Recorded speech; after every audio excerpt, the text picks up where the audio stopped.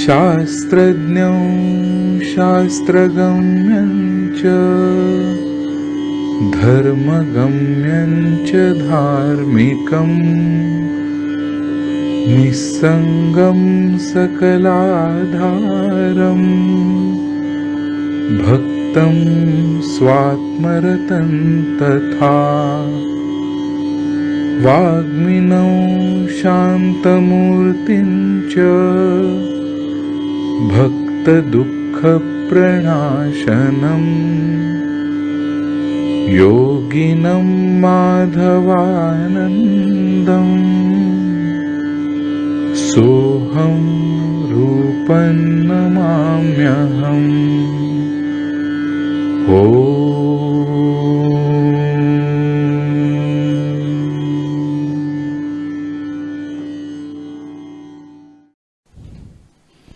फार विवरण आज भगवद्गीता श्लोकावरती न करता आपल्याला आज विशेष कार्यक्रम करायचा। पूजनीय गजानन महाराज निर्वाण आणि पूजनीय कलावती देवी जयंती।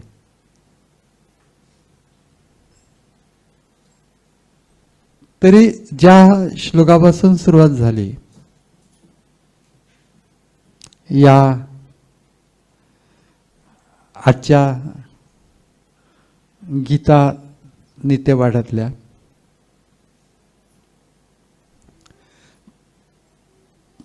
यत प्रवृत्तिर्भूतानां येन सर्वविदं ततं स्वकर्मणा तमभ्यर्च्य सिद्धिं विन्दति मानवः। याच्याशी सावरकरांची आठवण गुंफलेली आहे या श्लोकाशी। तेवढीच फक्त सांगतो की ज्या परमात्म्यापासून भूतांची उत्पत्ती होते आणि ज्याने हे सगळं जगत व्यापलेलं आहे,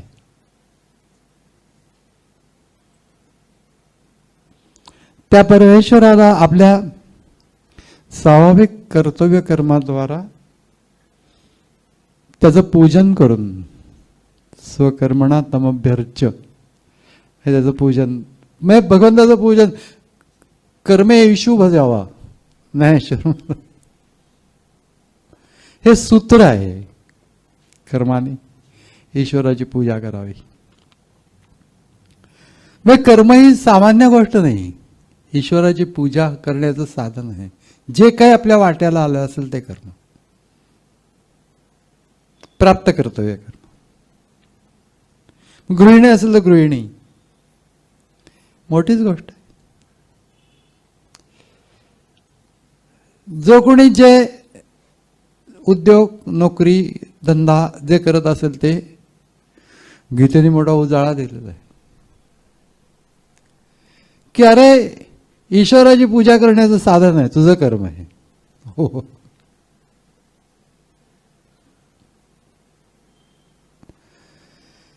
याची आठवण गुंफलेली आहे ती म्हणजे सावरकरांची आहे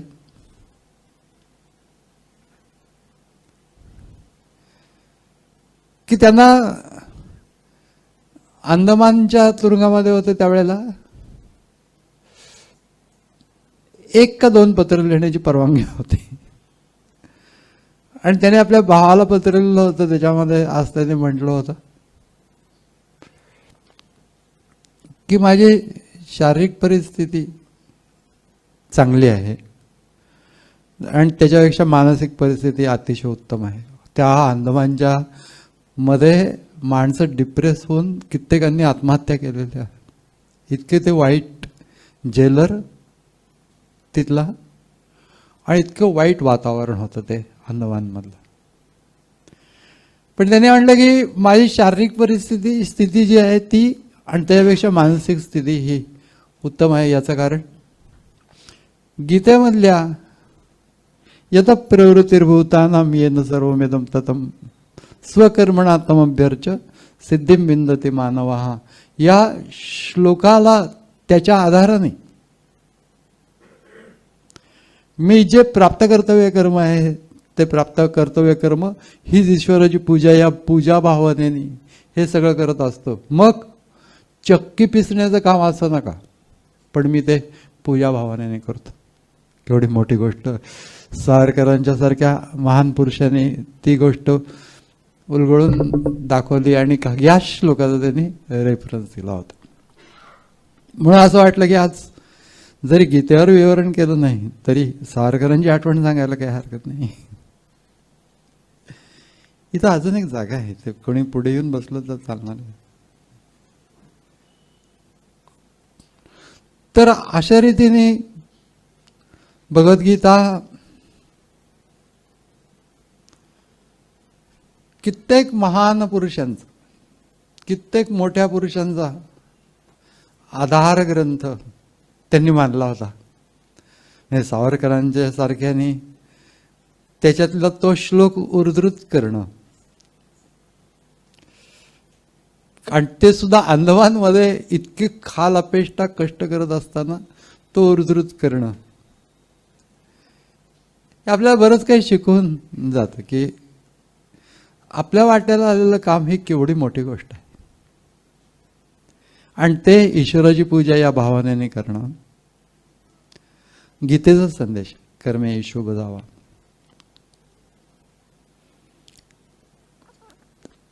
गीतेवरच्या श्लोकाचं विवरण करणं आज उद्देश फारसा नाही आहे याचं कारण, पण त्याच्यावर ते ज्ञानेश्वरीची ओवी सांगितल्याशिवाय राहत नाही. ती ज्ञानेश्वरीची ओवी म्हणजे प्राप्त कर्तव्य कर्माच्या संबंधामध्ये आहे आणि ती या श्लोकावरती आधारित आहे की जे वाट्याला आलेलं कर्म जे आहे ते ईश्वराची पूजा. तया सर्मात्मका ईश्वरा स्वकर्म कुसुमांची वीरा, पूजा केली होय अपारा तोषाला की. स्वकर्म ही कुसुमांसारखी असली पाहिजेत, म्हणजे इतरांना सुगंध देणारी असली पाहिजेत. मुळातच ते पुष्पासारखी असली पाहिजेत, आल्हाद देणारी कोमल असली पाहिजेत. बोलणं चालणं कसं असावं, ज्ञानेश्वरी बघावी. म्हणजे कमळावरती भ्रमर पाय ठेवी ते हळुवार, का कुचुंबेल केसर या शंका, ऐसेनी मार्दवे पाय भूमीवरील नेसतू जाय. भूमीवर असं ठेवत जातो. लागती ते होय जीवा सुख, जिथले त्या ज्या जीवांना ते पाय लागतात त्यांना सुख होतं, असं ज्ञानेश्वर महाराजांनी म्हटलेलं आहे. अप्रतिम श्लोक, अप्रतिम ओव्या त्याच्यावरच्या. खरोखरी जीवन जर का उंचवायचं असेल, भगवद्गीता ज्ञानेश्वरी सर्व संत वाङ्मय एकंदरीत. पण हा श्लोक विशेष आहे की तो असं सांगतो की तुमचं कर्म हे गौण मानू नका, ईश्वराच्या पूजेचं साधन आहे असं माना. हरिओम. पण आजच्या दिवशी त्यांच्या एखादी आठवण सांगू नये असं करता येणार नाही, यासाठी म्हणून एकच आठवण सांगतो त्यांचे. सिद्धारूढ स्वामींच्याकडे जेवायला होत्या कलावतीने, त्यावेळेला विलक्षण ईश्वर प्रेमामध्ये, नामस्मरणामध्ये ते विरघळून गेल्या होत्या. जवळपास स्वतःची शुद्धच नव्हती अशी स्थिती होती.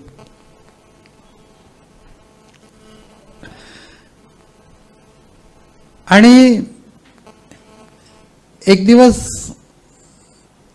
प्रसादाचा शिरा करण्याचं त्यांच्याकडे काम दिलं गेलं.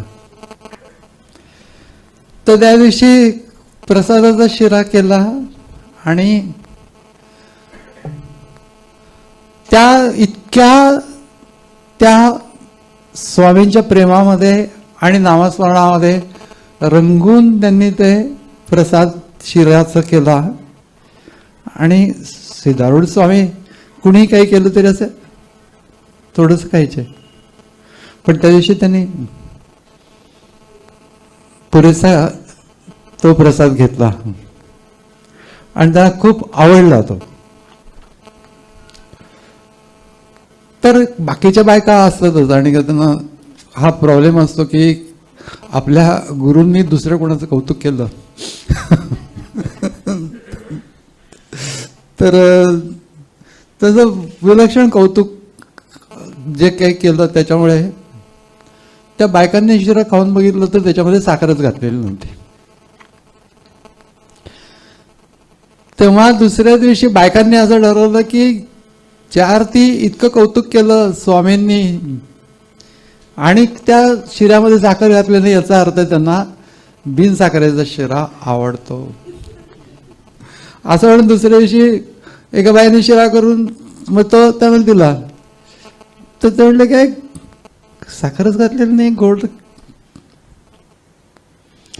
ते म्हणले अहो तुम्ही काल रुक्माबाईच्या हातचा शिरा खाल्लात आणि इतका आवडीने खाल्लात आणि त्यात साखर नव्हती आणि म्हणून आम्हाला वाटलं की तुम्हाला बिन साखरेचा शिरा आवडतो.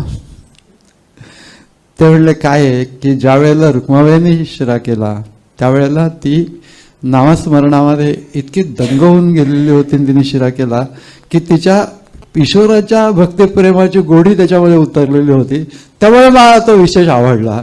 तर तुम्हाला ते तसं करता येत नसलं तर किमान साधी साखर तरी घ्या.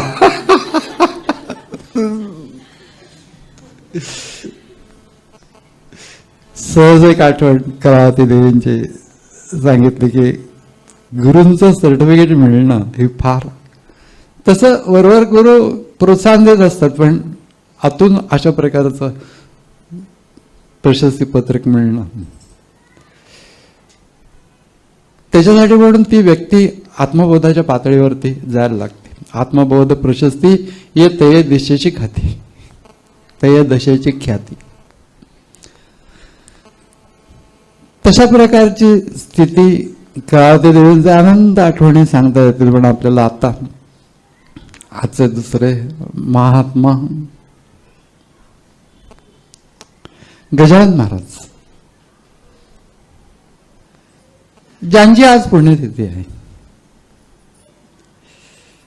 त्यांच्याबद्दल बोलायचं आहे. आणि त्यासाठी म्हणून मला माहिती आहे की आपल्याला पुरेशा वेळामध्ये ते सगळं कार्यक्रम पूर्ण करायचं अशक्य गोष्ट आहे. नुसतं कलावती देवींच्या बद्दल सुद्धा एक आठवडा सतत बोलत राहिलं तरी पुरं पडणार नाही एवढं ते व्यक्तिमत्व आहे.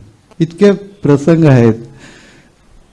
हिमांशूने सांगितलंच की परमपूजनीय आई असं जे चरित्र त्या विशालाक्षी देवींनी लिहिलं, एम विशालाक्षी देवी, खरोखर उपकार आहेत, विलक्षण उपकार. या लोकांचे दासगणू महाराजांनी जे गजानन विजय छोटी पोती विलक्षण उपकार आहेत.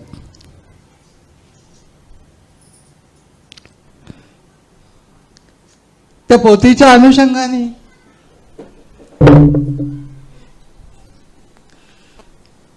मी कधीही शिगावला गेलेलो नव्हतो.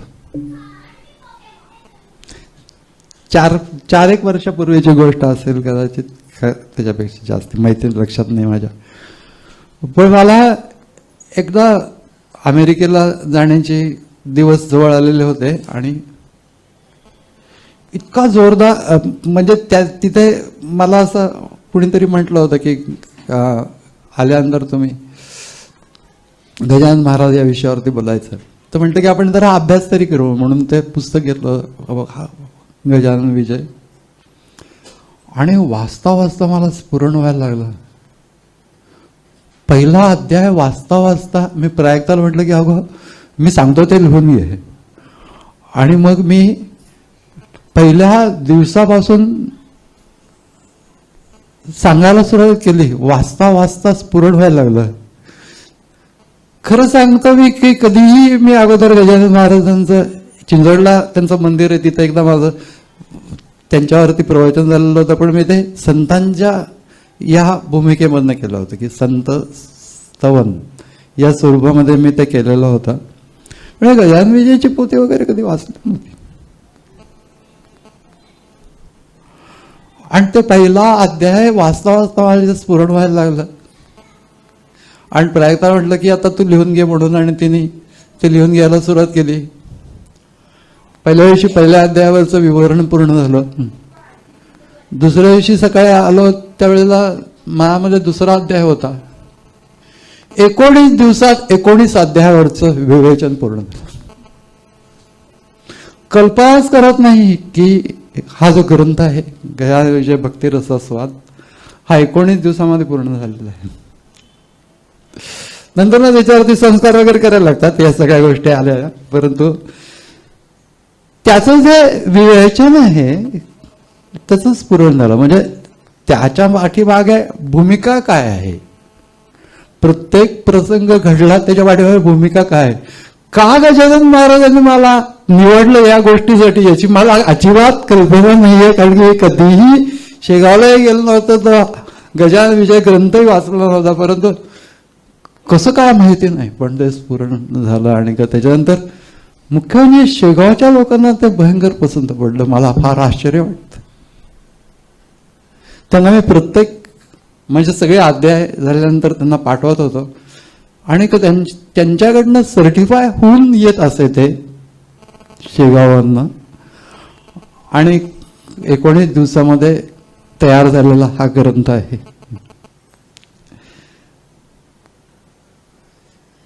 गजानन महाराजांचं चरित्र मग मी या सगळ्या गजानन विजय भक्तिरसामध्ये ते तसं प्रकट झालंय. मी काहीही म्हणजे काहीही केलेलं नाही ऍब्सोल्युटली. म्हणजे गजानन महाराजांचे जे अनेक चमत्कार आहेत त्यातला हा ग्रंथ निर्माण होणं हा चमत्कार आहे असं मला वाटतं.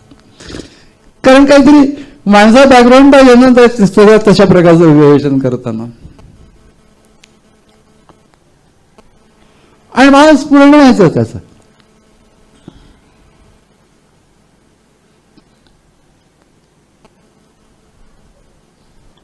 म्हणजे त्या भास्कर पाटलाच्या कोरड्या विहिरीला पाणी लागतं, आणि ते पाणी लागतं हा मोठा चमत्कार.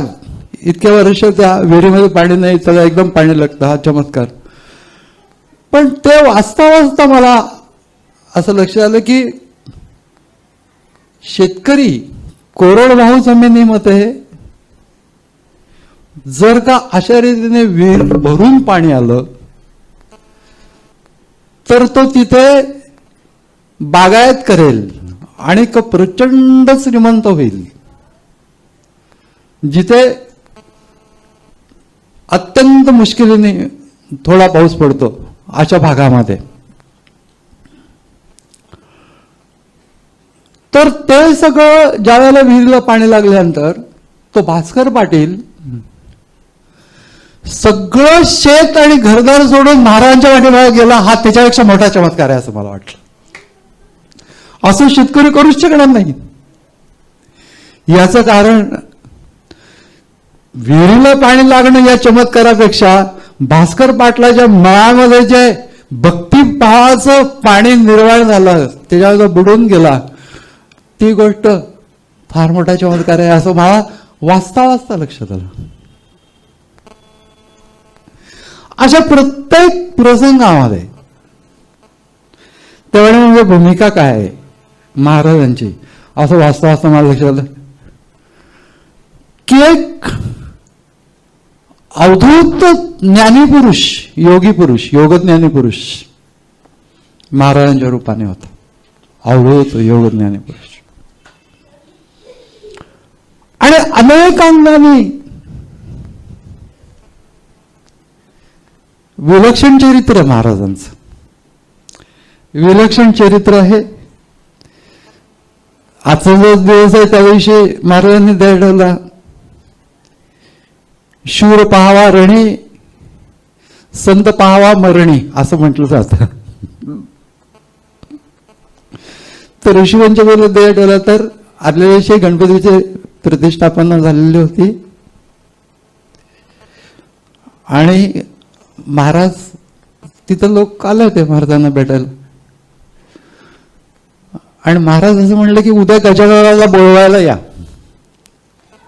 उद्या गजाननाला बोलवायला या. लोकांना काही कळलं नाही आणि दुसऱ्या दिवशी अक्षरशः महाराजांनी देह ठेवला गजाननाला बोलवायला. इतकं साधा, इतकं सहज चाललं. प्रत्येक ठिकाणचे महाराज वेगवेगळ्या रूपातले डोळ्यासमोर येत. मी जेव्हा ते लिहित होतो आणि त्याच्यानंतर मग मी अमेरिकेमध्ये गेलो त्यावेळेस सुद्धा मी सगळं त्याच्यावरच वाचत होतो, लिहित होतो, त्याच्यावरती पाहत होतो. म्हणजे ते तर लिहून झालंच होतं, म्हणजे जे विवरण होतं ते, पण त्यात बुडून गेलो होतो. आणि जोपर्यंत तो ग्रंथ निर्माण झाला नाही तोपर्यंत मी महाराजांच्या मध्ये असा बुडून गेल्यासारखं राहिलो होतो. सतत महाराजांचं सान्निध्य अंतःकरणात होतं. जसं काही त्यांनी मला इकडे तिकडे हलूच दिलं नाही. इथंच आता एक विलक्षण अनुभव वर्षभर जवळजवळ मी घेतला की त्याच्यानंतर ते पुस्तक निर्माण झालं, प्रकाशित झालं वगैरे वगैरे. पण त्या गोष्टीकडे मी महाराजांचा चमत्कार या दृष्टीने बघतो, कारण की माझं काहीच कारण नाही आहे ऍक्च्युअली. माझा काही अभ्यास पण नव्हता किंवा काहीच नव्हता आणि मी पण असा कोणी मोठा माणूस नाही आहे की ज्याच्यावरती महाराजांनी एवढी कृपा करावी. पण कृपा असं मला जाणवलं. कृपा म्हणजे काय असतं ती गोष्ट मला जाणवली. म्हणजे स्वामींची होती, स्वामी स्वरूपानंदांची किंवा या योग संप्रदायाची प्रचंड कृपा आहे, याच्यात काही वादच नाही. परंतु गजानन महाराजांची कृपा एक मी वेगळ्या पद्धतीने अनुभवली. मला असं वाटलं की ते आज व्यक्त करावं, कारण आज योगायोगाने तो दिवस आहे की ज्यावेळी आपलं युवा केंद्र पण आहे. असं होऊ शकतं याच्यावरती अन्यथा मी विश्वास ठेवला नसता, कारण मी भयंकर रॅशनल माणूस. एका बाजूला प्रचंड योगिक सामर्थ्य, एका बाजूला विलक्षण भक्ती अंतःकरणामध्ये. मी देह ठेवण्याच्या अगोदर महाराज पंढरपूरला गेलेले होते आणि त्यावेळेला पांडुरंगाच्याकडे बघून त्यांच्या डोळ्यामधनं अश्रुधारा वाहत होत्या. जवळच्या माणसाला आश्चर्य वाटलं की जन्मात हा माणूस कधी अश्रुधारा मला नाही आहे खरं तर.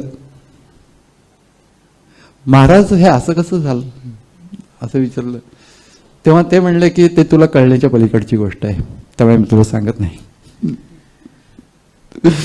पंढरपूरच्या पांडुरंगाने मोठ्या मोठ्या संतांना इतकं आकर्षित केलेलं आहे. म्हणजे एका बाजूला विलक्षण मोठा भक्त. अजून एक गोष्ट आहे की संबंध चरित्रामध्ये प्रत्येक ठिकाणी महाराजांची शिकवण आहे, महाराजांच्या व्यक्तिमत्वाचं प्रकटीकरण आहे. कुठला अँगल घ्यावा हे माहिती नाही. मी ज्या उज्जैनला मोठं फार सुंदर मंदिर आहे, ज्या ज्या स्थळी महाराजांनी लीला केली, पिंपळगावला उदाहरणार्थ 2 दिवस 48 तासाच्या वर महाराज समाधीमध्ये होते शिवमंदिरामध्ये. गावाच्या बाहेर तो एक ओढा आहे, ओढ्याच्या पलीकडे ती जागा आहे शिवमंदिराची एकांतामध्ये. तर अशी जी सगळी स्थळं आहेत ती मी प्रत्यक्ष जाऊन बघितली. त्याच्यानंतर नागपूरला गेलो होतो तेव्हा आम्ही एक टूर काढली आणि सगळी स्थळ प्रत्यक्ष जाऊन बघितली. ओ हो हो हो, असं वाटलं की गजानन महाराजांनाच भेटतो प्रत्येक ठिकाणी जाऊन. म्हणून प्रत्येक वेळेला असं वाटलं की महाराज शिकवत आहेत, महाराज शिकवत आहेत, दाखवत आहेत, व्यक्तिमत्व प्रगट होत आहे त्यांचं. भक्तानुकंपिनम देवम, अनुकंपा किती असावी भक्तांची.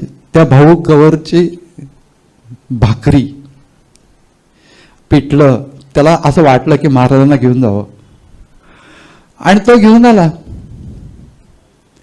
निघाला.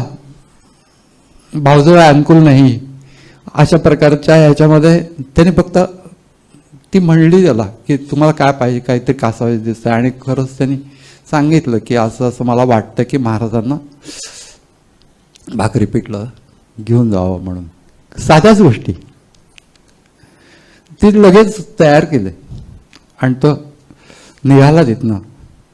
पण त्याची ती गाडी चुकली, थांबला तो, आणि थांबल्यानंतर दुसऱ्या गाडीने गेला. तेवढपर्यंत महाराज वाट पाहत थांबलेले होते आणि ती भाकरी पिठलं महाराजांनी ग्रहण केलं. एक तुकडा खायचे. महाराजांचं खाणं असंच होतं की थोडंसं पिठलं, एखादा तुकडा, आणि दिवसेंदिवस काही खायचे नाहीत ते. पण 2 भाकऱ्या खाल्ल्या त्यांनी, महाराजांनी संबंध आयुष्यात एकदाच अशा 2 भाकऱ्या खाल्ल्या असेल त्यांनी, असं मला वाटतं. सहज मला विचार आला की इतकं महाराजांनी एक प्रतिसाद का द्यावा. तर जेव्हापासून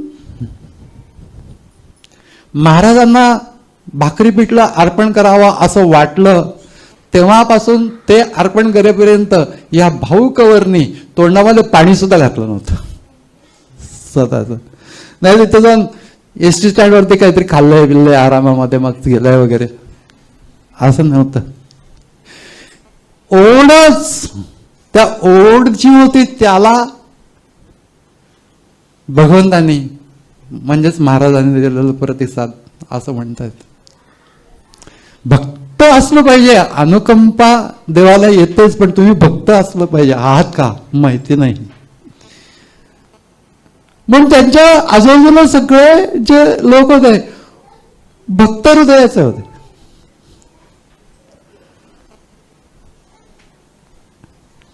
प्रत्येक ठिकाणी महाराजांचे कुठले ना कुठले तरी गुण प्रगट होतात. की बंकटलालच्या शेतामध्ये ज्या वेळेला त्या आग्या माशांचं मोहोळ उठलं, या लोकांनी हुरडा पार्टी करायला ठरवलं होतं आणि ते पेटवलं, त्यावेळेला वरती मोहोळ होतं, त्यांना लक्षात नाही आलं आणि ते सगळं उठलं आणि सगळं महाराजांच्या सोबत अंग जणू काही झाकून गेलं त्या माशांनी. सगळे लोक पळून गेले होते. आणि थोड्या वेळाने फक्त एकटा बंकटलाल पाठीमागे आला की महाराजांना काय झालंय बघावं म्हणून. त्यावेळेला महाराज असं म्हणले, जा बायांनो, माणसं यायला लागली. म्हटलं सगळ्या माशा उडून गेले.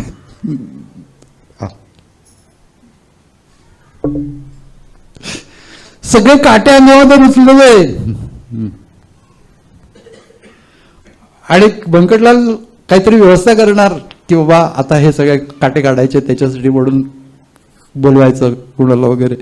काही करू नका म्हणले. नुसता ओंकार केला आणि गाठे योगिक सामर्थ्याने बाहेर पडले ओंकाराच्या ह्याच्यामधून. वेगवेगळ्या प्रचंड सामर्थ्य आहे. दुसऱ्या वेळेला व्यक्तिमत्व प्रकट होतं प्रत्येक प्रसंगांच्या मधनं.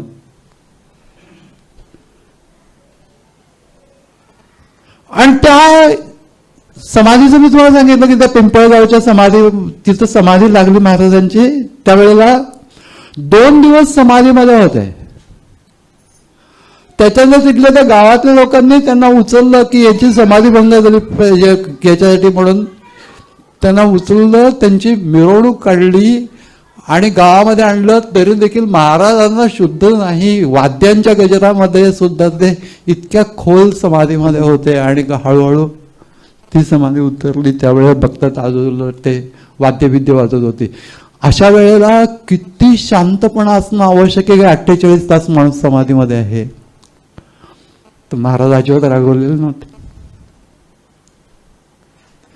ही फार आश्चर्याची गोष्ट आहे. आम्ही थोड्या वेळ ध्यानाला बसून कोणी कुटकुट केली तरी देखील आम्हाला इतकं असं वाटतं की काय आपण ध्यानाला बसलो. आणि सखोल सखोल म्हणजे खरी व्यक्ती जर का बघायची असेल, ईश्वर अनुभूती असलेली महाराजांच्या चरित्रामध्ये बघायला.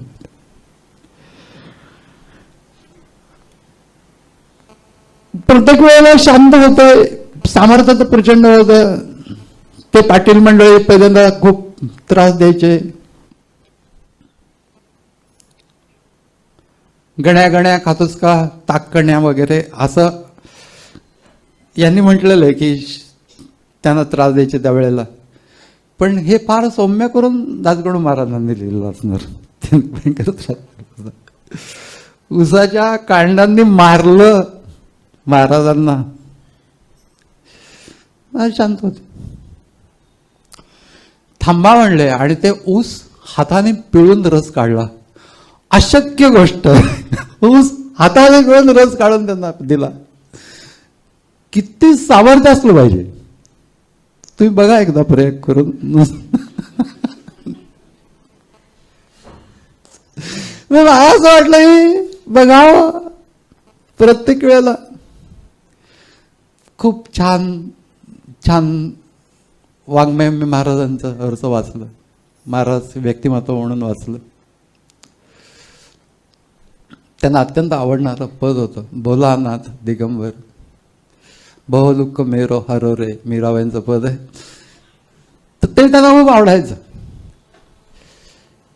गणगण गणात बोते हे तर म्हणतच असत, पण त्याचा अर्थ जीव हा ब्रह्मरूपच आहे असं दासगणू महाराजांनी नीट अर्थ त्या पोथीमध्ये दिलेला आहे की जीव हा ब्रह्मरूपच. समज, गणी म्हणजे समज, गण गणात बा त्याचं अपभ्रंश होऊन बो ते तू समज असं त्याचा अर्थ झालेला. म्हणजे ते अर्थहीन नाही आहे.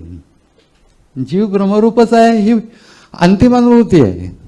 आणि तेच ते म्हणत असत गणिगण म्हणत बोलते. म्हणून एका बाजूला भगवान शंकरांचे भक्त होते विलक्षण. कुठे राहील तरी महाराज शंकराच्या मंदिरामध्येच राहत असत. त्यामुळे त्यांना ते मीराबाईचं पद आवडत होतं. ते आपण आता ऐकणार आहोत. यस्य स्मरणमात्रेण चित्तं भवति निर्मलं स्वामी समाधवानन्दो नित्यं वसति मे हृदि. ॐ तत्सत्.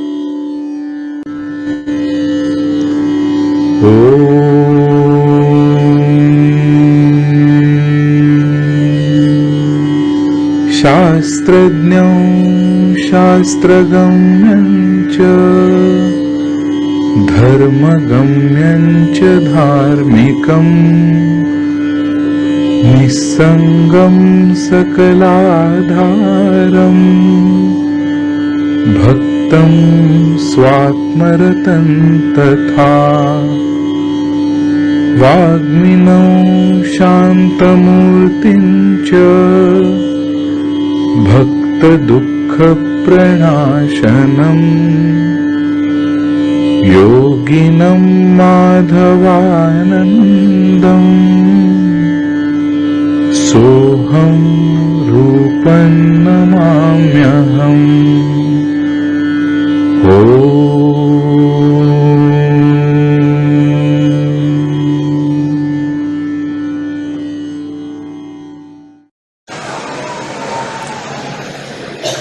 हरि ओम हरि ओम हरि ओम.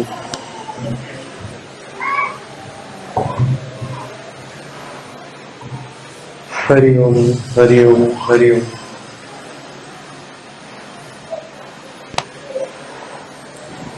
पुंडलिक वरदा हरि विठ्ठल श्री ज्ञानदेव तुकाराम पंढरीनाथ महाराज की जय. किंबहुना तुमचे केले धर्मकीर्तन हे सिद्धी नेले हे तर माझेही उरले ते पायक पण शके 1212 टीका केली ज्ञानेश्वरे सच्चिदानंद बाबा आदरे लेखक झाला. असा जो ज्ञानेश्वरीचा जन्मदिवस भाद्रपद कृष्ण षष्टी एकनाथ महाराजांनी निश्चित केलेला,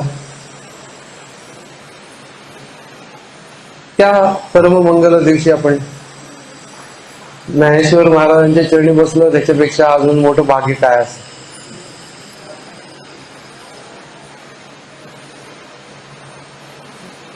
त्याच्यामध्ये हे सगळं म्हटल्यानंतर एवढाच मोठा ग्रंथ ज्ञानेश्वरी सारखा, त्याच्यानंतर महाराज कर्तृत्व अर्पण कसं करावं त्याचं उदाहरण आहे. प्रत्यक्ष तुमचे केले धर्मकीर्तन हे सिद्धीच केले, तुम्ही केलं.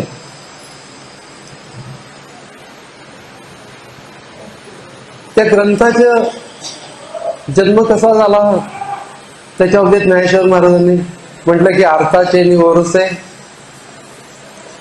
गीतार्थ ग्रंथन विषय वर्षाला शांत रसे तो हा ग्रंथ. माय गुरु निवृत्तीनाथ जग अर्थ झालेला आहे आणि त्याच्यासाठी म्हणून शांत रसाचा वर्षाव केला, तो हा ग्रंथ झाला. मग तू आता तुम्हीच केलंय असं म्हणताय, मग येडे वाघ यज्ञ तोषावे असं कशासाठी म्हणतोयस? कारण की जर तुम्हीच जर केलेलं आहे असं म्हणतोयस तर मग आता तुम्हीच केलं तुम्हीच तोषावे यांनी असं का म्हणतोय? तर त्याच्यावर महाराज असं म्हणतात, वाचूनी पडे ना वाची. मी अभ्यासही केलेला नाही, फारसा वाचणारा पण नाही, ना सेवाही जाणे स्वामींची, ऐस्या मज ग्रंथाची योग्यता के असे. ग्रंथ निर्माण करण्याची देखील योग्यता नाहीये माझी. तरी साचचे गुरुनाथे निमित्त करून माते प्रबंध व्याजे जगाते रक्षिले जाण. सगळं जर का गुरूंनी केलं तर तो असं का म्हणतोस की आता तुम्ही तोषावे? त्याचं कारण म्हटलं की जरी का सगळं तुम्ही केलेलं असलं तरी देखील माझ्या माध्यमातून केलेलं. एखादा पुरोहित असतो आणि तो धर्मग्रंथातलं सांगत असतो, परंतु स्वतःच त्याच्यात मिसळून सांगत असतो. मग त्याच सांगायचंय, परंतु त्याच्या पुरोहिताच्या गुणाने जर का मी उणपुरं बोललेलो असेल, मी बोलतोय एक जण पण माईकच्या माध्यमामधून ऐकायला येतं, माईक जर का खराब असेल तर नीट ऐकायला येणार नाही. तसं मी माईक सारखं जे मी आता म्हटलं की माझं माध्यम करून तुम्ही बोलला, त्यामुळे मी जर का बरोबर नसेल तर नीटपणे तुम्हाला जे म्हणायचं ते लोकांच्या पर्यंत गेलं नसेल तरी पुरोहित गुणे मी बोललो पुरे मुळे ते तुम्ही माऊलीपणे साहिजोची, ते तुम्ही आईच्या मायेने सहन करा. ज्ञानेश्वर महाराज विनम्रता किती असावी त्याचं अत्युच्च उदाहरण आहे. पण सगळ्या बाबतीमध्ये उंचच उंच, सामान्य पातळी नाहीच. पण जनाबाईंनी ज्ञानाचा साखरू सखा माझा ज्ञानेश्वरू असं म्हणताना जावे लोटांगणी जावे लोटांगणी जावे लोटांगणी जन्मोजन्मी म्हणे जन्मी. तर लोटांगणी जावं याच्यासाठी म्हणून या ठिकाणी जो कोणी येतो तो फारसा शिकलेला असो नसो, एखादा विद्वान असो, कोणीही असला, अविद्वानापासून विद्वानापर्यंत प्रत्येक वेळेस इथे येतो तो लोटांगणी जाण्यासाठी जातो. त्याच्यासाठी म्हणून या ठिकाणी जो वाग्यज्ञ झालेला आहे तो वाग्यज्ञ त्याला काही कळत असो नसो, परंतु यज्ञाची ऊब जी असते ती अग्नीची ऊब नाही, मायेची ऊब आहे. माऊलीची उभ आहे आणि ती उभ्याच्यासाठी म्हणून त्या उभ देऊन माऊली वाढवते आहे आपल्या पिलांना. तशा प्रकारे आम्ही या ठिकाणी कोणी विद्वान असला तरी त्याचा हा भाव असतो की माऊली, आणि ते आपल्याला वाढवतो. आणि तीच गोष्ट घेऊन सगळे मोठे मोठे जे महान विभूती होऊन गेल्या, मोठे मोठे कीर्तनकार होऊन गेले, प्रवचनकार होऊन गेले, हे सगळे जण कुठेही कुठल्याही विषयावरती बोलायचं असेल, ज्ञानेश्वर महाराजांचा आधार, ज्ञानेश्वरीचा आधार. पण ज्ञानेश्वरीवर बोलायचं असेल तर कुणाचा आधार आहे? माऊलीच्या कृपेचा आधार आहे. बाकी कशाचाही आधार नाहीये. आपल्या विद्वत्तेने त्याच्यावरती बोलता येणार नाही.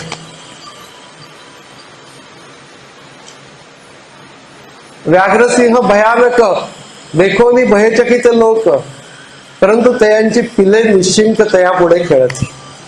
त्याच्याबरोबर आम्ही माऊलीचं बालक या भूमिकेमधनं जर का बोलू तर ज्ञानेश्वरीच्या बद्दल बोलता येईल.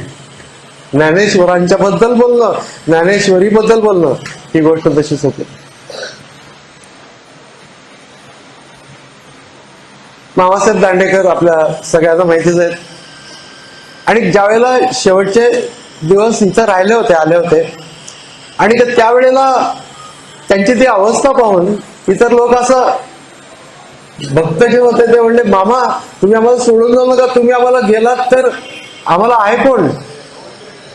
तेव्हा मामा म्हणले, अरे मामा गेला तरी माऊली आहे.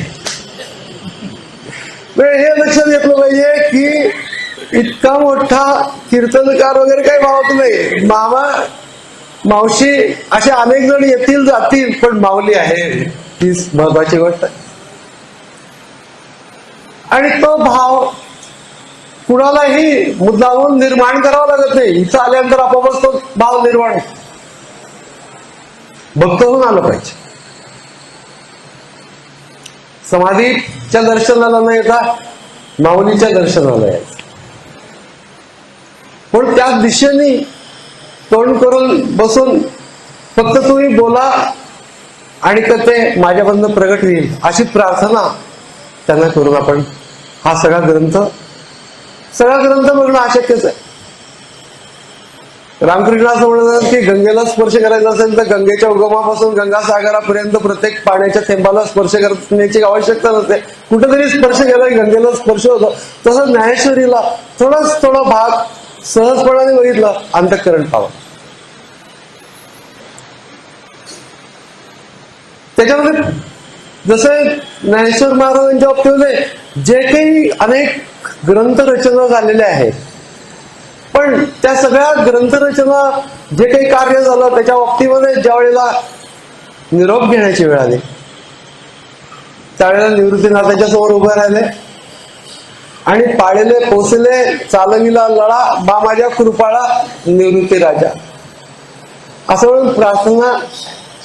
आणि त्याच्यामध्ये झालं काय, तू काय केलं स्वामींची या योगे झालं स्वरूपाकार, आत्मस्वरूप प्राप्त झालं, उतरवलं पार भव नदी. ही कृतज्ञता व्यक्त करतात.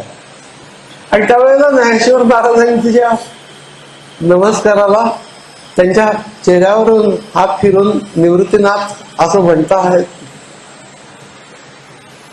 की अमर्यादा कदा केली नाही येणे शिष्य गुरुपण सिद्धीने. पहिली गोष्ट यांनी कधी अमर्यादा केली नाही. वसुतः निवृत्तीनाथ ज्ञानेश्वर महाराज यांच्यामध्ये वयाचं अंतर असं किती होतं, काहीच नव्हतं.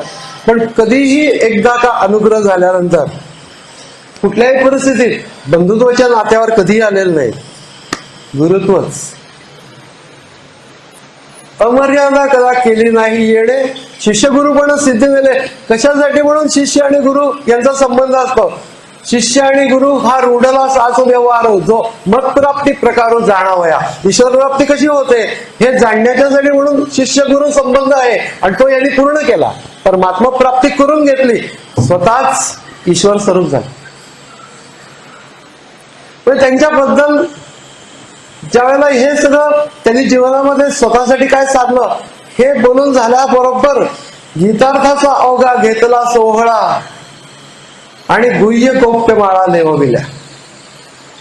ही ज्ञानेश्वरीच वर्णन नंतर त्यांचा निरोप घेताना निवृत्ती दादाने ज्ञानेश्वरीच वर्णन.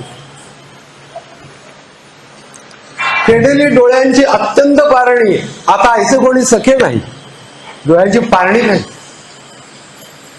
ज्ञानी पुरुष बोलतोय, सामान्य माणूस नाही बोलत.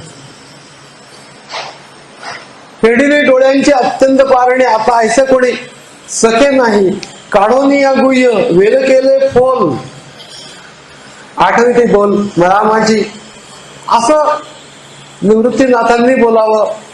सगळ्या संतांनी अनंत प्रकारे ज्ञानेश्वर महाराजांची स्तुती केलेलीच आहे, परंतु सगळ्यांनी एकमुखाने ही महत्वाची गोष्ट सांगितलेली आहे की ज्ञानराज माझा योग्यांची माऊली. म्हणजे सर्वसाधारण लोकांना, भाविकांना तो माऊली वाटेलच, पण जे महायोगी पुरुष आहेत त्यांना माऊली वाटावा इतकं महान. मातृत्व लहान पोरापासून ते योग्यापर्यंत ते मातृत्व आहे. ज्ञानराज माझी योग्यांची माऊली, जेणे निगमवल्ली प्रगट केली. आणि ती निगमवल्ली प्रगट केली. गीता अलंकार नाव ज्ञानेश्वरी, ब्रह्मानंद लहरी प्रगट केली. अध्यात्मविद्येचे दावेले रूप, अध्यात्मविद्येचे रूप प्रत्यक्ष प्रगट केले. चैतन्याचा दीप उजळला, 56 भाषेचा केलासे गौरव. भार नवी नाव उभारली, श्रवणाचे निसे बैसावे येऊनी. साम्राज्य भुवनी सुखी नांदे, नाव म्हणे ग्रंथ श्रेष्ठ. ज्ञान देवी एक तरी ओवी अनुभवावी. एक ओवी तरी अनुभवली पाहिजे. नामदेव महाराज म्हणतात या सगळ्या संतांनी ज्या डोक्यावर, त्याच्यामध्ये सुद्धा इतर सर्व गोष्टींच्या पेक्षा महत्वाची गोष्ट समाजाच्यासाठी काय करून ठेवली असेल, ज्ञानेश्वरी. इतरही ग्रंथ आहेत, पण ज्ञानेश्वरी म्हणजे अमृतगंगा. बहुत सुकृते लाभले जीवन, बहुत सुकृते लाभले. पण आमचे स्वामी माधवनाथ असं म्हणतात की मराठी भाषेत जन्म घेऊन ज्ञानेश्वरी वाचलं नाही त्याच्या इतका हातभागी कोणी नाही. सर्व उपनिषदांचे सार, सर्व शास्त्रांचे माहेर गीतेच्या बद्दल ज्ञानेश्वर महाराज म्हणतात की शेवटी सगळं हे परमात्मा प्राप्ती ज्याच्यामध्ये सांगितलेली आहे ते वेद उपनिषद या सगळ्या ग्रंथांच्या मध्ये उपनिषद हा त्याच्यातला ज्ञानमय भाग आहे. त्या उपनिषद हा ज्ञानभाग म्हणजे वेदांचा अगदी सारच काढल्यासारखा भाग आहे. वेदांत म्हणजे वेदांचा अंतिम टोक असं त्याला म्हटलं जातं. उपनिषद त्या सर्व उपनिषदांचे सार, सर्व शास्त्रांचे माहेर, परमहंसी सरोवर सेविचे जे परमहंस ज्या सरोवरामध्ये स्नान करतात ते सरोवर म्हणजे भगवद्गीता आहे. पण उपनिषदांच्या 4 पावलं पुढे जाऊन भगवद्गीता बोललेले की उपनिषदांच्या मध्ये कर्मयोगाचं इतकं वर्णन केलेलं नाही. त्याच्यानंतर उपनिषदांच्या मध्ये योग मार्गाचं पूर्ण वर्णन केलं, ज्ञान वर्णन केलेलं आहे. पण गीतेने या सर्व गोष्टी जास्ती 4 पावलं, उपनिषद वेदांच्या पुढे 4 पावलं म्हणजे वेदांचाच भाग पण ज्ञानमय भाग. पण उपनिषदांच्या पुढे 4 पावलं भगवद्गीता आणि भगवद्गीतेच्या पुढे 4 पावलं ज्ञानेश्वरी आणि ज्ञानेश्वरीच्या पुढे एकही पाऊल पडत नाही. ज्ञानेश्वरीच्या पुढे काही अंतिम गोष्ट आहे. त्याच्यामध्ये मोठा चमत्कार हा वाङ्मयी नसून नव्हे प्रगट होण्याचा चमत्कार आहे. हा चमत्कार जो झालेला आहे ते एवढ्या लहान वयामध्ये महाराजांचं आत्मचरित्र त्यांनी जणू काही 6व्या अध्यायामध्ये व्यक्त केलंय. मोठकी देहाकृती उमटे आणि निजज्ञानाची पाठपुट. आणि पुढे दृष्टांत इतकं सुंदर आहे की जसं सूर्य उगवण्याच्या अगोदरच प्रकाश येतो की नाही, सूर्य उगवण्याच्या अगोदरच प्रकाश येतो तसं वय येण्याच्या अगोदरच ज्ञान झालं. सूर्य उगवण्याच्या अगोदर प्रकाश येतो तसं वय येण्याच्या अगोदरच ज्ञान झालं. सूर्यापुढे प्रगटे प्रकाश द्यायचा तैसी दशेची वाट न पाहता वयसेची या गावा न येता बाळपणीच सर्वज्ञता वर येत या. उंच गोष्ट ती सिद्धप्रज्ञेची नावे मनची सारस्वते दुभे. मन सरस्वतीचं ते सारस्वत, ते ज्ञान, ते मनच प्रगट करत आहे. सगळे शास्त्रे स्वयंबे निगती मुखे. सर्व शास्त्र मुखातनं सहजच निघत आहे कसं शक्य आहे? एक असे साधारणपणे 70चे गृहस्थ मला भेटले होते. मला म्हणले की हे ज्ञानेश्वर महाराजांनी लिहिलेलं आहे वगैरे, त्याच्यावर विश्वास बसत या लहान वयामध्ये. या लहान वयामध्ये, एवढ्या लहान वयामध्ये हे अशा प्रकारचे दृष्टांत वगैरे जे काय दिलेले आहेत ते त्या लहान वयामध्ये असे देता कसे येतील? म्हणले लहान वयामध्ये एवढ्या ही ज्ञानेश्वरी लिहिणं शक्य नाही.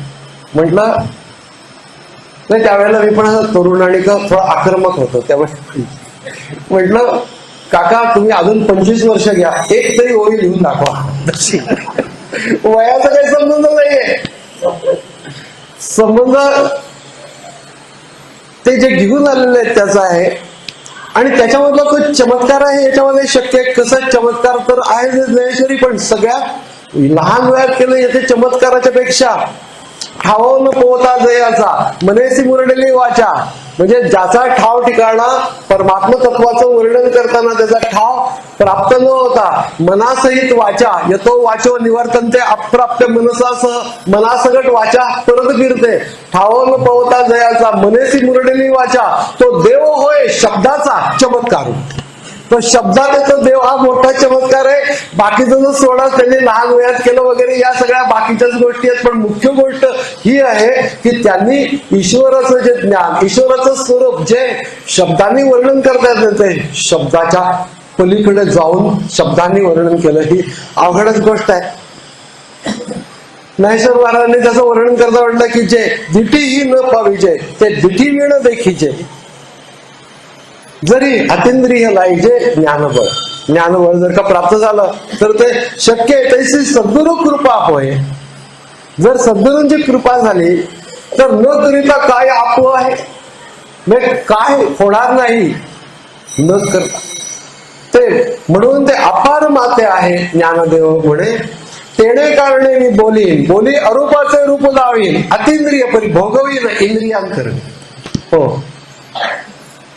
अतिंद्रिय आहे पण इंद्रियांच्या कर्मी मी भोगवीन. ईश्वराचं जे वर्णन केलेलं आहे प्रत्यक्ष आपण पाहतो असं वाटतं. योगाचं जे वर्णन केलंय प्रत्यक्ष त्याला आपण भेटतो असं वाटतं. अतिंद्रिय परी भोगवीन इंद्रियां करवी. आणि माझा मराठाची बोल कौतिके बरे अमृताचे पैजा जिंके ऐसे अक्षर आहे रसिके मिळवीन. रसिके म्हणजे दोन अर्थ आहे त्याच्यामध्ये. एक म्हणजे रसिकपणाने मिळवीन आणि दुसरं म्हणजे अक्षरांच्या मध्ये रस असतो. ऐकणाऱ्या माणसाला तो जाणेल अंतःकरणाला. अशा प्रकारे डंका नावाचा एक कवी, बी नावांचे एक कवी बी मुरलीधर नारायण गुप्ते म्हणून त्याने डंका नावाचं एक काव्य केलं. त्या डंका नावाच्या काव्यामध्ये त्याने असं म्हटलेलं आहे की या सगळ्या ह्याच्यामध्ये आर्यांची परंपरा, संस्कृती, रूढी वगैरे हे सगळे शब्द शब्द शब्द शब्द आणि ते सगळं कडून ते बेफाम त्या शब्दांची भूत नाचवतात की दंगल जेव्हा होते ना कळेची कोठून कीते येतात बंडवाले ते जया जग हाले स्वागत बोले तेजाचे तारे तुटले. म्हणजे हे तेजाचे तारे आकाशातून तुटून खाली आले आणि त्याच्यामध्ये कोण हे बंडवाले? भगवान श्रीकृष्ण, भगवान व्यास. अशा प्रकारचे की जे रूढी परंपरा याचं अतिरेकी सगळं चाललेलं आहे. सोपा काही मार्ग नाही. ते मध्यवर्ती काय ते सांगणारे असे लोक येतात आणि त्यांनी असं म्हटलं या बड्या बंडवाल्यात ज्ञानेश्वर माने पहिला. ज्ञानेश्वरांचा मान सगळ्यात पहिला आहे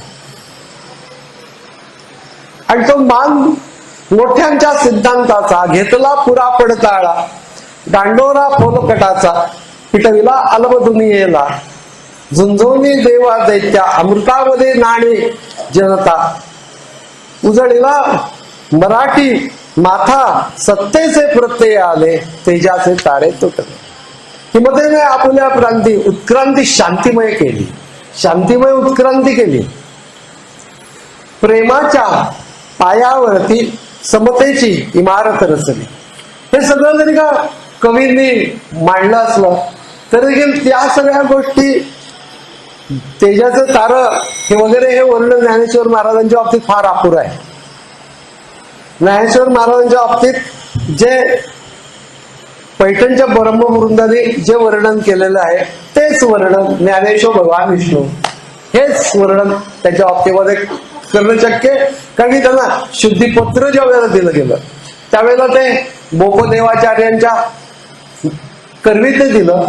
बोपदेवाचार्य म्हणजे 24 संस्कृत ग्रंथांचे कर्ते होते. त्यांचे वडील त्यांच्या आजोबा हे सगळे वेदशास्त्र संपन्न होते. म्हणजे घराणंच वेदशास्त्र संपन्न होतं. आणि त्या घराण्याच्या मध्ये सुरुवात करताना त्यांनी म्हटलं स्वस्ती म्हणजे कल्याण असो श्रीमद सकल भूमंडल मंडनी भूता सगळ्या भूमंडलाला अलंकृत करणारे. त्याच्यानंतर फार सुंदर लिहिलेलं आहे.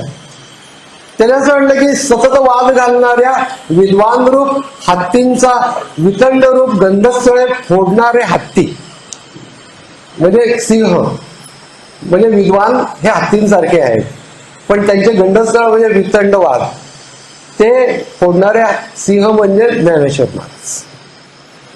त्याच्यानंतर त्यांनी सतत संपूर्ण तत्वज्ञान प्रगट करणारे सुवचनांच्या रत्नांची खाण असलेले पर्वत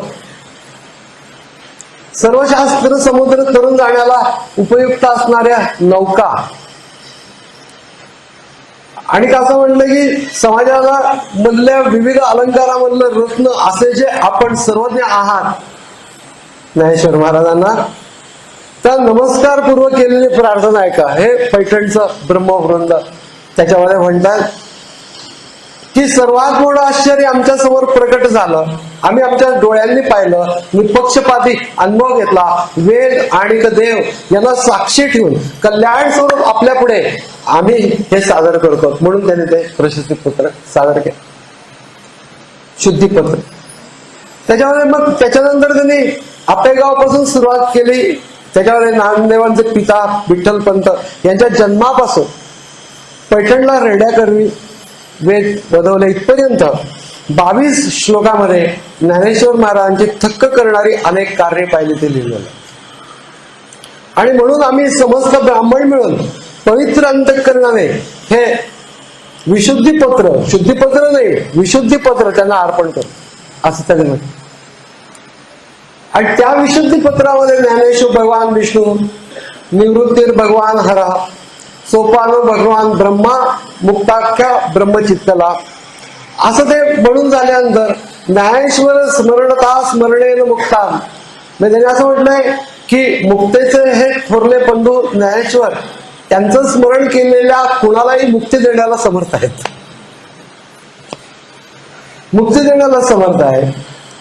आणि मग त्यांनी देवांनी सेवा केलेल्या श्री ज्ञानेश्वर महाराजांच्या चरणयुगुली आम्ही हे अर्पण करतो. श्री ज्ञानेश्वर चरणयुगुले सुरसेविते बोपोदेवेन ग्रथितम विशुद्धीपत्रम समर्पितम अशा प्रकाराने सर्व लोक पूर्णपणाने विनीत भावाने ज्ञानेश्वर महाराज भगवान विष्णू या भूमिकेमध्ये म्हणून वेद उपनिषदांच्या मधलं सार्थ सांगितलं त्यांनी. परंतु हे सगळं भगवान विष्णूंचे अवतार असं जे म्हटलं होतं त्याच्यात रामायणामध्ये एक कथा आहे की राम ज्या वेळेला सीतामाईंचा वियोग झाल्यानंतर त्या सगळ्या झाडांना म्हणजे आलिंगन देत होते वृक्षांना आलिंगन देत होते की सीता कुठे गेली तुम्ही पाहिलीत का वगैरे. आता सामान्य माणूस सुद्धा इतका वियोगाचं दुःख करणार नाही पण एवढं वियोगाचं दुःख करत आहे. तर त्याच्यामधून भवानीला असं वाटलं की हे काय सामान्य माणूस आहे सामान्य माणूस सुद्धा इतकं दुःख करत नाही. तेव्हा भगवान शंकर म्हणतात की ते आतून सावध आहे तरी देखील ते म्हणते की मी परीक्षा घे आणि परीक्षा घेण्यासाठी जाते सीताबाईचं रूप घेऊन त्यांच्या मार्गात जाऊन उभी राहते. त्यांच्या मार्गात जाऊन उभी राहिल्यानंतर प्रभू तिला न पाहिल्यासारखे दुसऱ्या मार्गाने पुढे जातात. दुसऱ्या मार्गाने पुढे जातात त्यावेळेला पुन्हा दुसऱ्या मार्गात जाऊन उभी राहतात. ते तिसऱ्या मार्गाने पुढे जातात.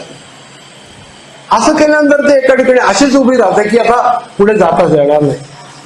त्यावेळेला रामचंद्र प्रभू तिच्याकडे न पाहता खालीच बघून तिला नमस्कार करतात आणि म्हणतात देवी यावेळेला इथं कुठे भगवान शंकर कुठे आहेत असं वाटल्यानंतर तिला कळतं की अरे ते त्या वृक्षांना मिठ्या मारत होते त्याच्यासाठी कित्येक काळ ज्यांनी तपस साधना केलेले होते असे मोठे मोठे ऋषीमुनी वृक्षांची रूपं घेऊन तिथे राहिलेले होते रामचंद्र प्रभू जाण्याच्या वाटेवरती, आणि प्रभू त्यांना आलिंगन देऊन कृतार्थ करत होते. हे सगळं झाल्यानंतर ते ऋषी सूक्ष्म रूपामध्ये प्रभूंच्या जवळ आले आणि म्हणले की आम्ही इतके वर्ष तुमची वाट पाहून इथे राहिलं, तुम्ही आपल्या एकदा आलिंगन देऊन पुढे चालत, आमचं काही समाधान झालं नाही. तेव्हा म्हणले की आता तर मला काही वेळ नाही, कारण की 1 वर्षाच्या आतमध्ये रावणाचा निपात करून मला परत अयोध्येला जायचं आहे, त्यामुळे आता वेळ नाही. तर द्वापार युगामध्ये मी कृष्णाच्या रूपामध्ये येईल, त्यावेळेला तुम्ही गोकुळामधली गायी गुरं त्याच्यानंतर गोप गोपी या सगळ्यांची रूपं घेऊन या. त्याप्रमाणे सगळे गोप गोपी गायी गुरांची रूपं घेऊन हे सगळे ऋषीमुनी चालले होते. मग कृष्णाने खेळ खेळला, परंतु तरी देखील जे जसे चरित्र केले नारायणे रांगता गोदने राखेली, ते रूप या ते सोंग या रूपे सारेले अनंत पुढेही बहुतेक करणे आहे, तुका म्हणे आहे धर्मसंस्थापने केला नारायणे अवतार. त्यामुळे एक मोठं काम करायचं. किती वर्ष? 10व्या वर्षामध्ये सगळं आवरून निघाल्यानंतर हे सगळे लोक पुन्हा म्हटलं की काय आमचं समाधान झालं नाही. त्यावेळेला प्रभू म्हणले आता तरी मला काय परत गोकुळात यायला वेळ नाही, तर आता कलियुगामध्ये मी ज्ञानेश्वराच्या रूपाने येईन, त्यावेळेला तुम्ही सगळ्या संत रूपांची आणि भक्तांची रूपं घेऊन या, म्हणून ज्ञानेश्वरांच्या होती एवढी संतांची मानली आहे. त्यानुसार ते आले. असं जे आहे ते कृष्णाचा अवतार, ते कार्य जे आहे धर्मसंस्थापनार्थाय संभवामी युगे युगे, तेच कार्य ज्ञानेश्वर महाराजांनी वेगळ्या रूपामध्ये गोंदवलेकर महाराजांचे फक्त वेश पालटून भगवान आलेले आहेत ज्ञानेश्वर महाराजांचं रूप. आणि ते आल्यानंतर मी अविवेकाची काजळी फेडून विवेक दीप उजळी, तर योग्य होय दिवाळी निरंतर. सवयीची वाट लावण्याची त्यांना सवय आहे. इलेक्ट्रिकचं बटन दाबून सवया लागतात हल्ली, त्यामुळे त्यांना ते माहिती नाही. पण काजळी म्हणायला लागते अगोदर. ही कसली काजळी आहे? बुद्धीला आलेली अविवेकाची काजळी. अविवेकाची काजळी फेडल्यानंतर ज्ञानदीप लावणं जास्ती सोपं असतं. लगेच ज्ञानदीप उजळी तरी योग्य होय दिवाळी निरंतर. सत्सुखे विश्व कोण दे, धर्माची जगी ज्ञान दे, भक्ताने दोन दे सात्विकाची. अशा प्रकारचं वर्णन ते पापाचा आठवण पिटे आणि पुण्याची पहाट कुठे जे मूर्ती माझी प्रगट आहे म्हटलं. तेच कार्य ज्ञानेश्वर महाराजांनी ज्ञानेश्वरी हे तेच कार्य आहे. गीतेच्या मध्ये भगवान व्यासांच्या पासून सुरुवात करतात ज्ञानेश्वर महाराज.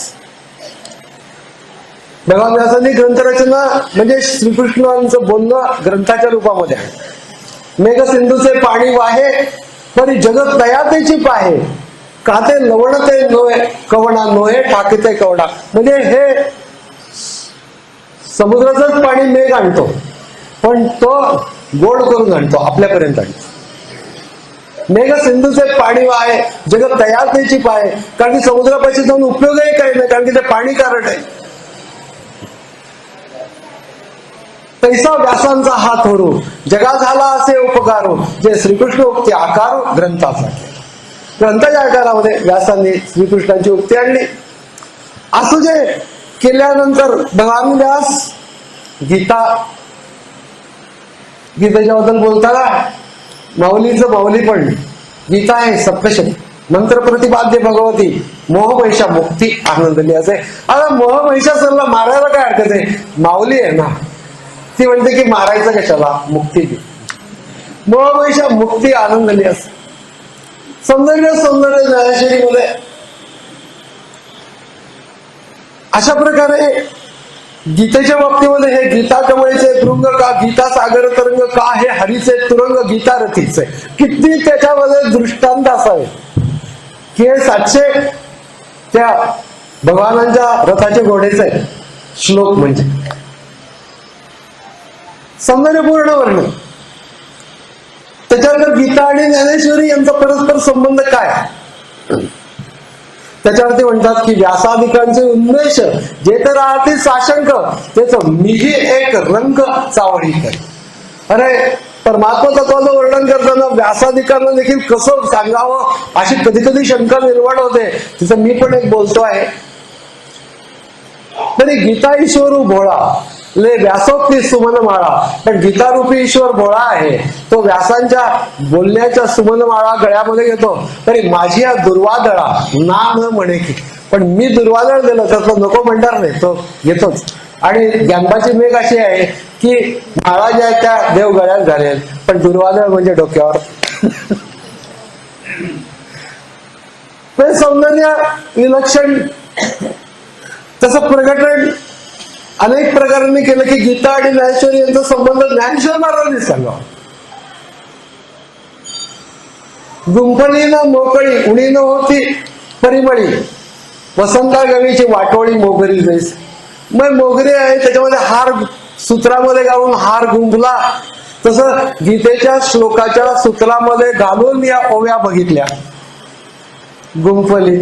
नाही तर नुसत्याच ओव्या बघितल्या तरी सुवास काही कमी अधिक होणार नाही. तोच सुवास जो गीतेच्या श्लोकांच्या सहित बघा किंवा विरहित बघा, आम्हाला एवढं संस्कृत नाही, फक्त ज्ञानेश्वरी पुरे. ओम नमोजे आद्या वेद प्रतिपाद्या जय जय स्व संवेद्या आत्मरूपा, याच्यावरून सुरुवात करून कुठलीही ओवी बघा. आणि सौंदर्य इतकं विलक्षण आहे की गीतेचे श्लोक अधिक सुंदर आहेत का ज्ञानेश्वरीचं प्रतिपादन अधिक सुंदर आहे हे कळणार. त्याच्यावर ज्ञानेश्वर महाराजांची ओवी अंगाचे सुंदरपणे लेणी, अंगाची ओवी लेणे. एक लहान मुलगी असते, तिला नटवतात, तिला दागिने घालतात, नथनी बिंदी वगैरे सगळं घालतात. आणि ती मुलगी लहान मुलगी मी घेतो याचं कारण काय, तर तिच्या चेहऱ्यावर आपण सुंदर आहोत असा भाव नसतो, त्यामुळे ती जास्त सुंदर दिसते. अंगाचे सुंदरपणे मुलगी सुंदर आहे आणि का तिचे दागिने सुंदर आहेत, त्याच्यानंतर मुलगी जास्त सुंदर दिसते का दागिन्यामुळे दिसते का दागिने मुलीमुळे जास्त सुंदर दिसत हे कळत नाही. जसं गीतेचे श्लोक हे ज्ञानेश्वरीमध्ये अधिक सुंदर दिसत का गीते श्लोकामुळे ज्ञानेश्वरी सांगता येणार नाही. पण ज्ञानेश्वरी नुसतं भगवान वाच्यापासून गीतेचे श्लोक सुरू होतात, पण ज्ञानेश्वर महाराजांचा सुरुवात झाल्यानंतर ऐसे समस्त सुरशिरोमणी. आणि थोडक्यात बोललं नाही, बोललं जे तशी शारंग पाणी ते अर्जुन म्हणे हिनवणी असे देवा, म्हणजे तो बोलतोय त्यावेळेला तो प्रश्न होतो. किंवा एखाद्या वेळेला भगवान खूप कडकपणाने बोलतात की अर्जुन ज्या वेळेला विचारतो की माणूस मनामध्ये नसताना वाईट आचरण का करतो, असं केलं प्रयुक्तोयम पापम चरती पुरुषः. त्याच्यामध्ये भगवान जातात कामयश क्रोधयश रजोगुण समुद्भवा महाशनो महापापमा विद्येनम किंवा इरिणम. हे ज्या वेळेला भगवान खूप जोरकसपणे सांगतात की बाकी दुसरं तुझं गेलं, तुझ्याच मनातले काम क्रोध. पण ज्यावेळेला ज्ञानेश्वर महाराज त्याचं विवरण करायला सुरुवात करतात त्यावेळेला एकदम जोरकसपणाने तव हृदय कमळ आराम, एकदम शांत. तव हृदय कमळ आराम, तो योगियांचा निष्काम काम, तो म्हणत असेल पुरुषोत्तम सांगेन ऐक. सांगतो एकदम असं निवल्यासारखं उग्रपणा काहीच नाही. ज्ञानेश्वरीच्या मध्ये ऐसे सगळं सिद्धांचा राहो देवी लक्ष्मीचा ना हो, काया ऐके देव देवो बोलता जा. देवांचा देव बोलतोय. भगवान व्हायचं म्हटल्यानंतर नुसतं भगवान व्हायचं नाही, अनेक प्रकारांनी ज्ञानेश्वर महाराजांनी जे काही वर्णन केलेलं आहे की जे सहस्रनाम म्हणतात त्याच्यापेक्षा कितीतरी प्रकारांनी ज्ञानेश्वर महाराजांनी वेगळे वेगळे शब्द वापर वर्णन. तो परब्रह्म अवतरण, ब्रह्मच अवतरलेला आहे जो षट गणाधिकरण. तो काय त्याचं नारायण बोलत असे. एका भगवान वाचेमध्ये इतके ज्ञानेश्वर महाराजांची नामं आहेत की काय विचारू. काही वेळा देवाचं वर्णन करताना असे काही शब्द वापरले की जगत अंबुज गर्भनीर, म्हणजे आपल्याला समजणारच नाही. जगदरूपी ढग, अंबुज म्हणजे त्याच्या गर्भात म्हणजे पोटात असलेलं पाणी म्हणजे परमात्मा. म्हणजे आता अजून पण विश्लेषण त्याचं बघितलं तर ढगात मध्ये सुद्धा बाह्य आवरण सुद्धा पाण्याचंच आहे. त्याप्रमाणे अभिव्यक्त जग आहे ते पण ईश्वरच आहे आणि आतमध्ये आहे तो पण परमात्माच. त्याच्यामध्ये सौंदर्य ज्ञान पूर्णपणाने नुसतेच आले एखाद्या शब्दामध्ये व्यक्त. आणि कसं भगवान बोलले, पिकलिया सुखाचा परिमळ. आपल्याला असं दात द्यावीशी वाटते, कारण की एखादं फळ जर का पिकलं तर त्याचा सुगंध येतो. पण सुखच पिकलं, सुख पिकलं म्हणजे परिपूर्ण झाल्यानंतर पिकलं. पिकलिया सुखाचा परिमळ, निवाल्या अमृताचा कल्लोळू, तैसा कोवळा रसाळू बोलो बोलला. कोवळा रसाळ बोलू, शब्द सुद्धा इतके सुंदर. साच आणि मवाळ, मितले आणि रसाळ शब्द जैसे, कल्लोळ अमृताचे. कुठं पाहिजे असेल ज्ञानेश्वर. अशक्य गोष्टीतली गोष्ट आहे की अशा प्रकारचे शब्द वापरणं. नुसतं एका ठिकाणी अक्रोध या शब्दावरती ज्ञानेश्वर महाराजांना बोलायचं होतं, तर त्यांना असं म्हणायचं होतं की तो त्वचा पायशिरी हलविल्याही फडा न करी. पायातनी जर का साप जर का निघून गेले असेल, त्याची कात पडलेली असेल, पायाने आनंद तरी देखील फडा काढत नाही. त्याच्यामुळे अंतःकरणात क्रोधाची उर्मी उठत नाही. त्याच्यापुढे ते असं म्हणलंय की कुणी जर का शिव्या दिल्या तर लहान मुलालाही राग येईल, अशा प्रकारे शिव्या दिल्या तरी देखील तो शिव्या हा शब्द वापरला नाही. त्या शिव्यांच्या ऐवजी क्रोध आणणाऱ्या मंत्रांची अक्षर. अरे बापरे, क्रोध आणणाऱ्या मंत्रांची अक्षर उच्चारली तरी देखील राहिलं. किती नाजूकपणे बोलावं याची कमाल मर्यादा आहे, कमाल मर्यादा. म्हणून ज्ञानेश्वरी हा ग्रंथ नुसताच ज्ञानाचा नाही आहे, तो आस्वादनाचा ग्रंथ आहे. आपल्या शब्दामध्ये आनंद देते, शब्दामध्ये खुलवत आवाज तिथपर्यंत देतो. किती वेळेला इतका सुंदर काव्य विग्रह केलेला असतो. नाही, आपण ज्ञानेश्वरी बद्दल बोलतो आहोत कारण की ज्ञानेश्वरांनी काय सांगितलेलं आहे हे बघण्यासाठी आपल्याला शक्यच नाही वेळ मिळेल. पण ज्ञानेश्वरी काय आहे हे बघतो. कधी इतका सुंदर काव्य विग्रह असतो की भगवान अर्जुनाला असं म्हणतात की अर्जुना, खरं तर हा सगळा रणांगण वगैरे हे सगळं काही ज्ञान सांगायची जागा नाही, पण तुझ्यामध्ये असलेली ज्ञानाच्या बद्दलची आस्थाच एवढी आहे की ती मला बोलवते. त्याच्यावरती अर्जुन म्हणतो, अर्जुन म्हणून हे काही चकोरे वेळ चालवण्याची नाही. अरे असं काही नाहीये. जग नियमीचे, त्याच्यामध्ये जगाला निभवावं हा तयाच्या ठाई स्वभावाची, त्याचा स्वभावच आहे जगाला निभवणं. चकोराच्या शिवाय चालणार नाही असं थोडंच आहे. मेघ आपुली प्रौढी, जगाची आरती दवडी, वाचून चातकाची तहान केवढी, तो वर्षव पाहता माळक तहान केवढी असणार. परंतु तू कृपा सिंधू आहेस, कृपा करणं हा तुझा स्वभाव आहे, म्हणून तू बोलतोय, माझ्यासाठी बोलतोय असं नाही. सौंदर्य अनंत प्रकाराने व्यक्त झालेलं, शब्दांच्या मधलं सौंदर्य. ज्या वेळेला सुरुवातच झाली गीता प्रसंगाला, त्यावेळेला अर्जुनाला ते सगळे स्वजन पाहिल्यानंतर त्याचं मनी गजबज झाली आणि आपैसे कृपा निघाली. कृपा निघून गेली, त्याच्यात तेवढे अपवाने कृपा उपजली, तेवढे अपमाने निघाली वीरवृत्ती निघून गेली. ही दुसरी बाई आली कृपा म्हणून. सौंदर्य किती बघा. आणि त्याच्यामध्ये अर्जुन जेणे संग्रामी हरू चिंतीला, निवात कवचांचा ठाळो पिढीला, तो अर्जुन मोळे कवळीला क्षणमात. भ्रमणभेदी कोडे भलतेसे काष्ट कोरडे, तरी कळके माझी सापडे कोवळी. ते तर उत्तीर्ण होईचे प्राणे, तर ते कमळदळ चिरून येणे, तैसे कठीण कोवळेपणे स्नेह देख. स्नेह हा कोवळेपणाने तोडायला कठीण असतो. कोवळेपणाने कठीण हे शब्द बघा वेगळे वेगळे असलं तरी देखील गोष्ट खरीच आहे की जर का न्यायाधीशाच्या समोर जर का आपला मुलगा जर का आला आरोपी होऊन, तर आता तो स्नेह तोडायला कठीण आहे, कोवळेपणाने कठीण. कित्येक वेळेला हृदयाचे ढिलेपण हे निकय असे नवे कारण.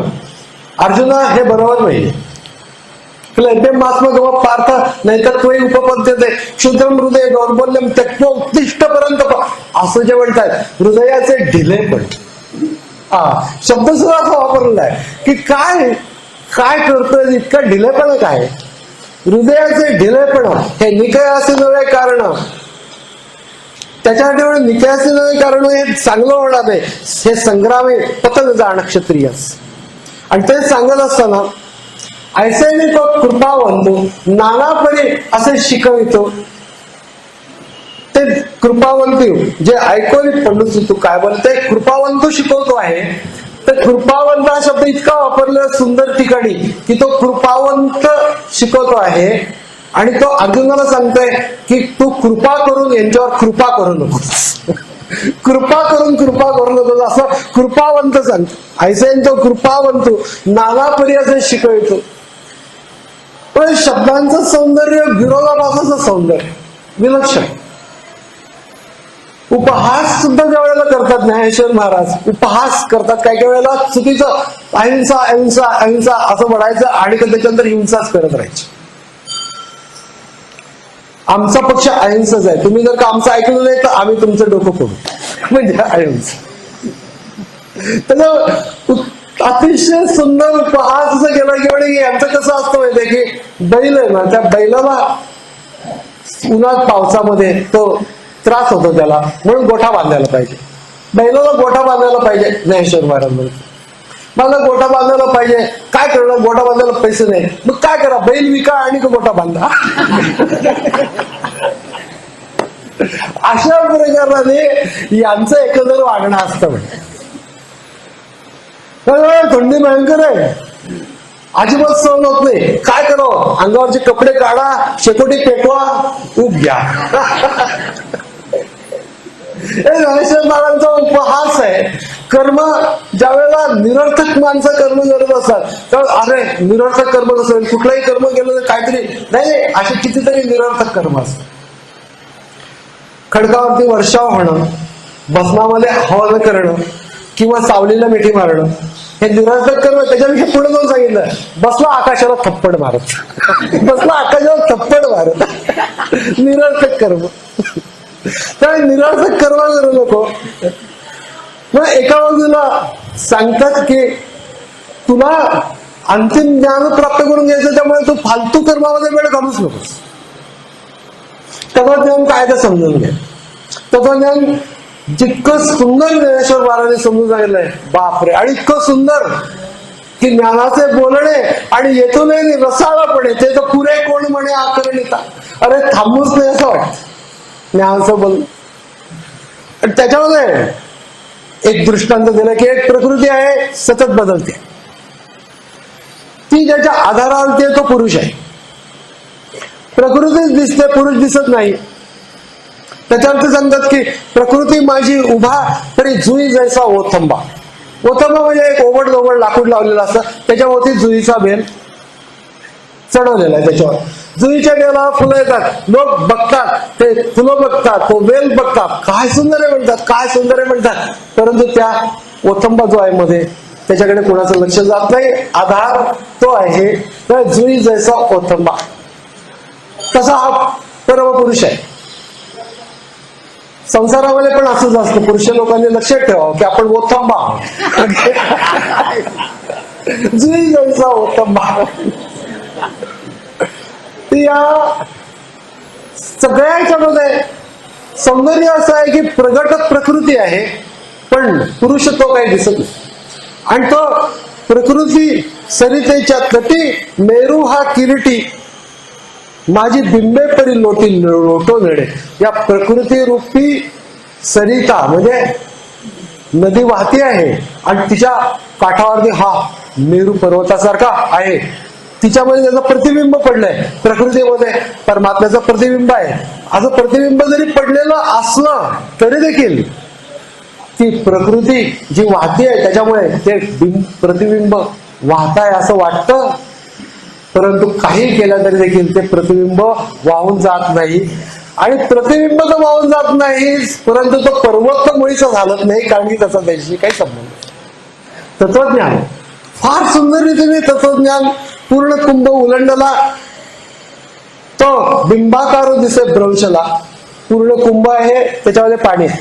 बिंबाकारो दिसे भ्रंशला तरी तो भानून नाही नाचला ते असावे.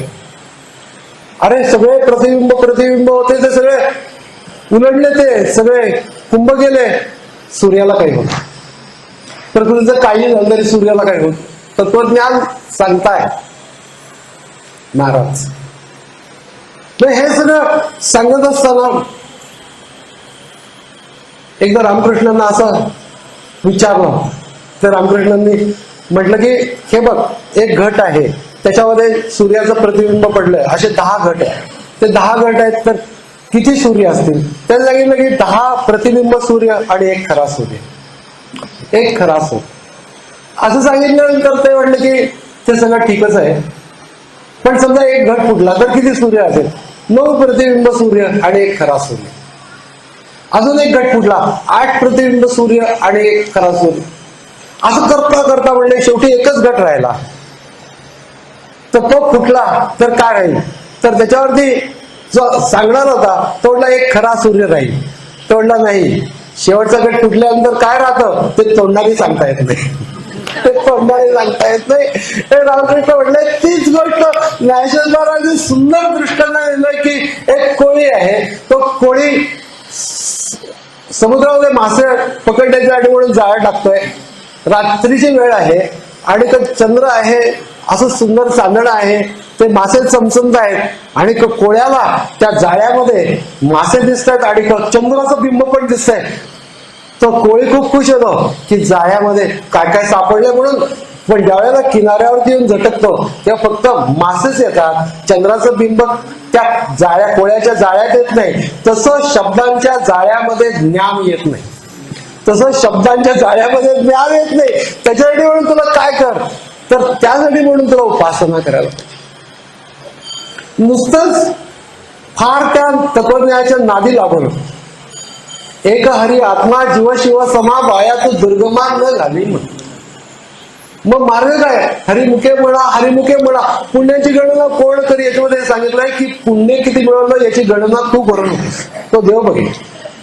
मी किती पुण्य केलं, त्याच्यानंतर मला इतके वर्ष आम्ही करतो महाराज, काही म्हणू नकोस. ज्ञानेश्वर महाराजांच्याकडे बघ, त्याच्यानंतर तुला समजेल की आपण कुठंच नाही आहोत. म्हणून माणसाला जर का जागेवर राहायचं असेल की आपण कुठं आहोत त्याला कळायला पाहिजे. ज्ञानेश्वरी वाचली पाहिजे. जी काही उंची ज्ञानेश्वरीमध्ये प्रकट केलेली आहे ती उंची बघितल्यानंतर असं वाटतं, लक्षात येतं की आपण काही फार मोठी बदल मारलेले नाही. अहंकार मुळीच करता का हे विचारून अहंकार सांडीचे, मग अस्तीच वस्तू होईचे तरी आपली स्वस्ती सहज आपणच केली. विचार करून 2च गोष्टी आहेत कर्म करण्याच्या बाबतीमध्ये, कर्तृत्वाचा मधु आणि कर्मफळाचा आस्वादू. या दोन्हीचं नाव बंधू कर्माचा गा. म्हणून कर्तृत्वाचं मध, कर्मफळाचा आस्वाद हे टाकून दे. त्याच्यानंतर दुसरी एक गोष्ट आहे की त्याने सांगितलं की एखाद्या वेळेला एखादा माणूस जो कासे लावणी तरे, दृष्टांताचं सौंदर्य असं आहे की कुणीतरी कासरा लावलाय आणि तो पोहतोय. त्याला असं वाटत नाही काय पोहतोय मी, त्याला माहितीये की कासरा लावलेला आहे बुडून मी पोहतोय, नाही तर मी बुडलोच असतो. जो कासे लावणी तरे त्या पोहतो ऐसे उर्मी नुरे का पुरोहितो नाविश करे दातेपणे. राजा पुरोहिताला दान द्रव्य देतो, म्हणतो की सगळ्यांना दान कर.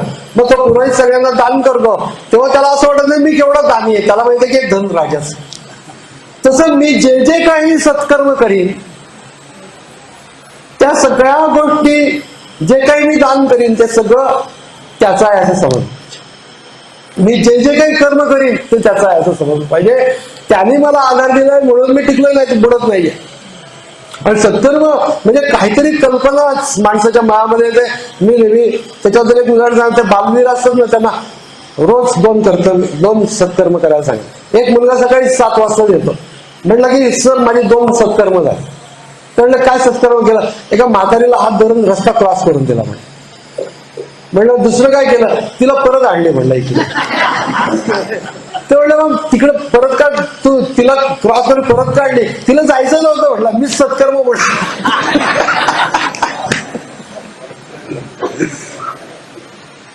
संतांचा वे वसता, योगज्ञानी पैसता, गुरुचरण उपासिता, वैराग्यसी येण्याची सत्कर्मे, अशेषही अज्ञान विरमे, जयाचे आम विश्रामे आत्मरूप. नाही, सत्कर्म म्हणजे काय, कसं करायचं, हे सगळं मोठके गुरुमुखे उदय जिथे दिसे आणि हृदय स्वयंपचे असे, प्रत्यक्ष पाहावं लागेल तसे आपयसे याचे, ते सहजपणाने येईल. पण तरी देखील तुला काय करत आहे, तनु मनु जीवे चरणाशी लागावे आणि अगर्वता करावे, दास्य सगळं हेच आपलं कर्तव्य जायचं महाराज सांगितलं. दुसरं जर काही करू नकोस, एक तत्व नाम दृढधरी मना, हरिसी करुणा येईल तुझी, ते नाम सोपे रे रामकृष्ण गोविंद, वाचेशी सद्गत जपे आधी, नामापर ते तत्व नाही रे अन्यथा, वाया आणिक पंथा जाशी जडी, ज्ञानदेव मौन जपमाळ अंतरी धरवली श्री हरी. जपे सदा नाम घेता घेता, महत्वाचा भाग जो सांगितलेला याच्यामध्ये, माझे नाम घोषे नाहीच करते विश्वाचे दुःखे, अवघे जगाची महासुखे दुमदुखीचे पडले, कृष्ण विष्णू हरी गोविंद या नामांचे निखळ प्रबंध, माझी आत्मचर्चा विशद उदंड गाती. म्हणजे हे काय प्रकार असेल, नाम घेता घेता, नाम ज्याचा आहे त्याचं अस्तित्वाची जाणीव धरून तू नाम, तो आहेच आहे, ज्या ठिकाणी तू बसलेला आहेस त्या ठिकाणी तो आहे, त्या नामामध्ये तो आहे. म्हणजे गोंदवलेकर महाराज असं म्हणतात की नाम आणि नामी भिन्न माणूस नका, नामामध्येच नामी आहे. ज्याचं नाम घेतो तो त्या नामामध्येच आहे, त्याचं अस्तित्व त्याच्यामध्ये. आपलं अस्तित्व जसं आपल्या नावात असतं तसं देवाचं अस्तित्व त्याच्या नामात असतं, असं ते म्हणत असत. त्याप्रमाणे त्याच्या नामात देवाचं अस्तित्व धरून राहा आणि या अस्तित्वाला संविद असं म्हटलेलं आहे. संविद म्हणजे अस्तित्वाची जाणीव. स्वतःच्या आतमध्ये देव विश्वामध्ये सगळीकडे भरून आहे, त्याचप्रमाणे तो आपल्या आतमध्ये पण तोच आहे. त्यामुळे माझ्या ईश्वर सर्वभूतांना मृद्देश तिष्ठती, सगळ्यांच्या हृदयामध्ये अंतःकरणामध्ये तो देव आहे. त्याला जर का तू धरून राहिलास तर त्याच्यासाठी म्हणून त्याचे पण अस्तित्व जे आहे देवाचं, ते अस्तित्वाची जाणीव धरून तू नाम नाही. तू चालता बोलता धंदा करिता खाता जेविता सुखी होता, नामा उपभोग भोगीचा, नाम विसरू नये. हे जसं आहे कुठल्याही याच्यामध्ये, बैसू खेळू जेवू त्याचे नाम तुझे गाऊ, रामकृष्ण नाम माळा लेऊ घालून या गळा, गळ्याच्या आत गळ्याच्या बाहेर घालायच्या या माळा नाहीये. अशा प्रकारे जिथं असू त्या ठिकाणी ते नाम घेता घेता घेता, तुका म्हणे नाम त्याने पुरे माझे काम, बाजी काही लागतच नाही. मग त्या नामाच्या बरोबर देवाचं अस्तित्व जोडून टाक, अस्तित्वाची जाणीव धरून नाम घे आणि ते सगळ्या व्यवहारामध्ये करत असताना तू मन हे मीची करी अशा अवस्थेला जाशील. शेवटी सगळ्या उपासनेचं सार काय असेल, कुठलीही उपासना करत असताना तू काय करत असो, मन नाभव तू मन हे मीची करी, माझी हे भजनी प्रेम करी, सर्वत्र नमस्कारी मज एकाते. अशा प्रकाराने तू मन हे ईश्वर स्वरूप कर. मनातल्या सर्व वृत्ती विचार हे सगळे ईश्वराशी जोडून टाक, तुझी कर्म त्याच्याशी जोड. असं करता करता करता ज्याप्रमाणे सैंधवाचा खडा जो असतो तो जसा पाण्यामध्ये घातल्यानंतर तो विरघळला, समुद्रामध्ये घातला सैंधवाचा रवा, म्हणजे खडा सुद्धा नाही रवा केलेला, तर तो विराम पावण्याच्यासाठी म्हणून विरघळण्यासाठी म्हणून काय वेळ लागणार. ज्ञानेश्वर महाराज म्हणतात की सैंधवाचा खडा हो, म्हणजे थोडक्यात म्हणजे तू दगड असून उपयोग नाहीये. तू जर का समुद्रामध्ये भेटला पण मी दगडच आहे तर उपयोग नाही. या सगळ्या नावाची प्रक्रिया, योगाची प्रक्रिया, ठाईचं बैसवणी करा एक चित्त आवडी आनंद आळवा फिनिश, याच्या पलीकडे अजून काही नाही. शांतपणाने बसायचं, मस्तकामध्ये लक्ष केंद्रित करा, त्याच्यानंतर त्या ठिकाणी नामस्मरण करता करता करता अस्तित्वाची जाणीव स्पष्ट होऊन जाईल ईश्वराच्या, आणि ती अस्तित्वाची जाणीव ज्या वेळेला अंतःकरणाला व्यापून चित्त हारपले अवघे चैतन्याची झाले, पाहता पाहता अवघे विश्वची मावळले, मन रामी रंगले अवघे मनचे राम झाले, या अवस्थेपर्यंत तू जाशील. ती अवस्था प्राप्त झाल्यानंतर पुढे मग विश्व पण जावे मग माते घेवावे, तैसे नव्हे आगवे सगटची मी, ही पुढची अवस्था आहे की विश्व पण बाजूला करून मग परमात्मा बघायचं असून विश्वाच्या रूपाने मीच नटलेलो आहे, अशी जी अंतिम अवस्था ती तुला प्राप्त होईल. त्याच्यावरती सुंदर वर्णन करताना भक्त आणि भगवंत यांच्यामधला संबंध कसा असतो त्याच्यावर ज्ञानेश्वर महाराज म्हणतात, जसा वारा आणि आकाश यांचा संबंध असतो तसा भक्त आणि भगवंतांचा संबंध असतो. भक्त भगवंतामध्येच राहतो, वारा आकाशामध्ये राहतो, दिसत नाही वारा वेगळा, परंतु थोडा हल्ला तर दिसतो की वारा आहे, तसा हा भक्त भगवंतामध्येच आहे, एकरूपच आहे. पण थोडस त्याचं काही भक्तीचं कर्म करेल, काही पूजा अर्चा करेल. आधी होता वाघ्या, त्याचा झाला पाग्या, त्याचा येळकोट राहीना, मूळ स्वभाव जाईना.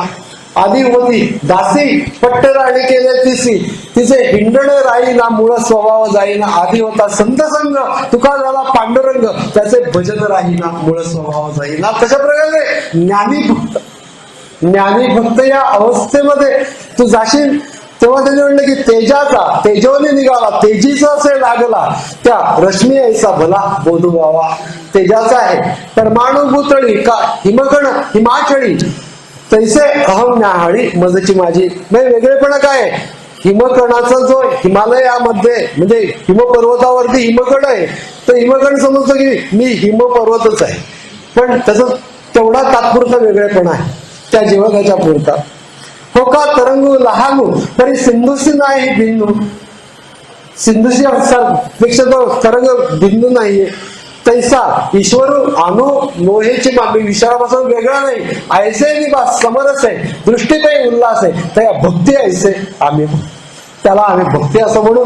भक्तीची व्याख्या करताना ज्ञानेश्वर महाराजांनी 2 प्रकारनी, ऐसा सहजे माझा प्रकाशी जो कपित बजा, तो भक्ती या ओझा बोली. जैसे माझ्या मनामध्ये अस्तित्व जे आहे ईश्वराचं, ते सहज अंतःकरणाला व्यापलेलं आहे, अशी जी अवस्था चित्ताची चैतन्याशी युक्त, त्याला भक्ती असं म्हणायचं.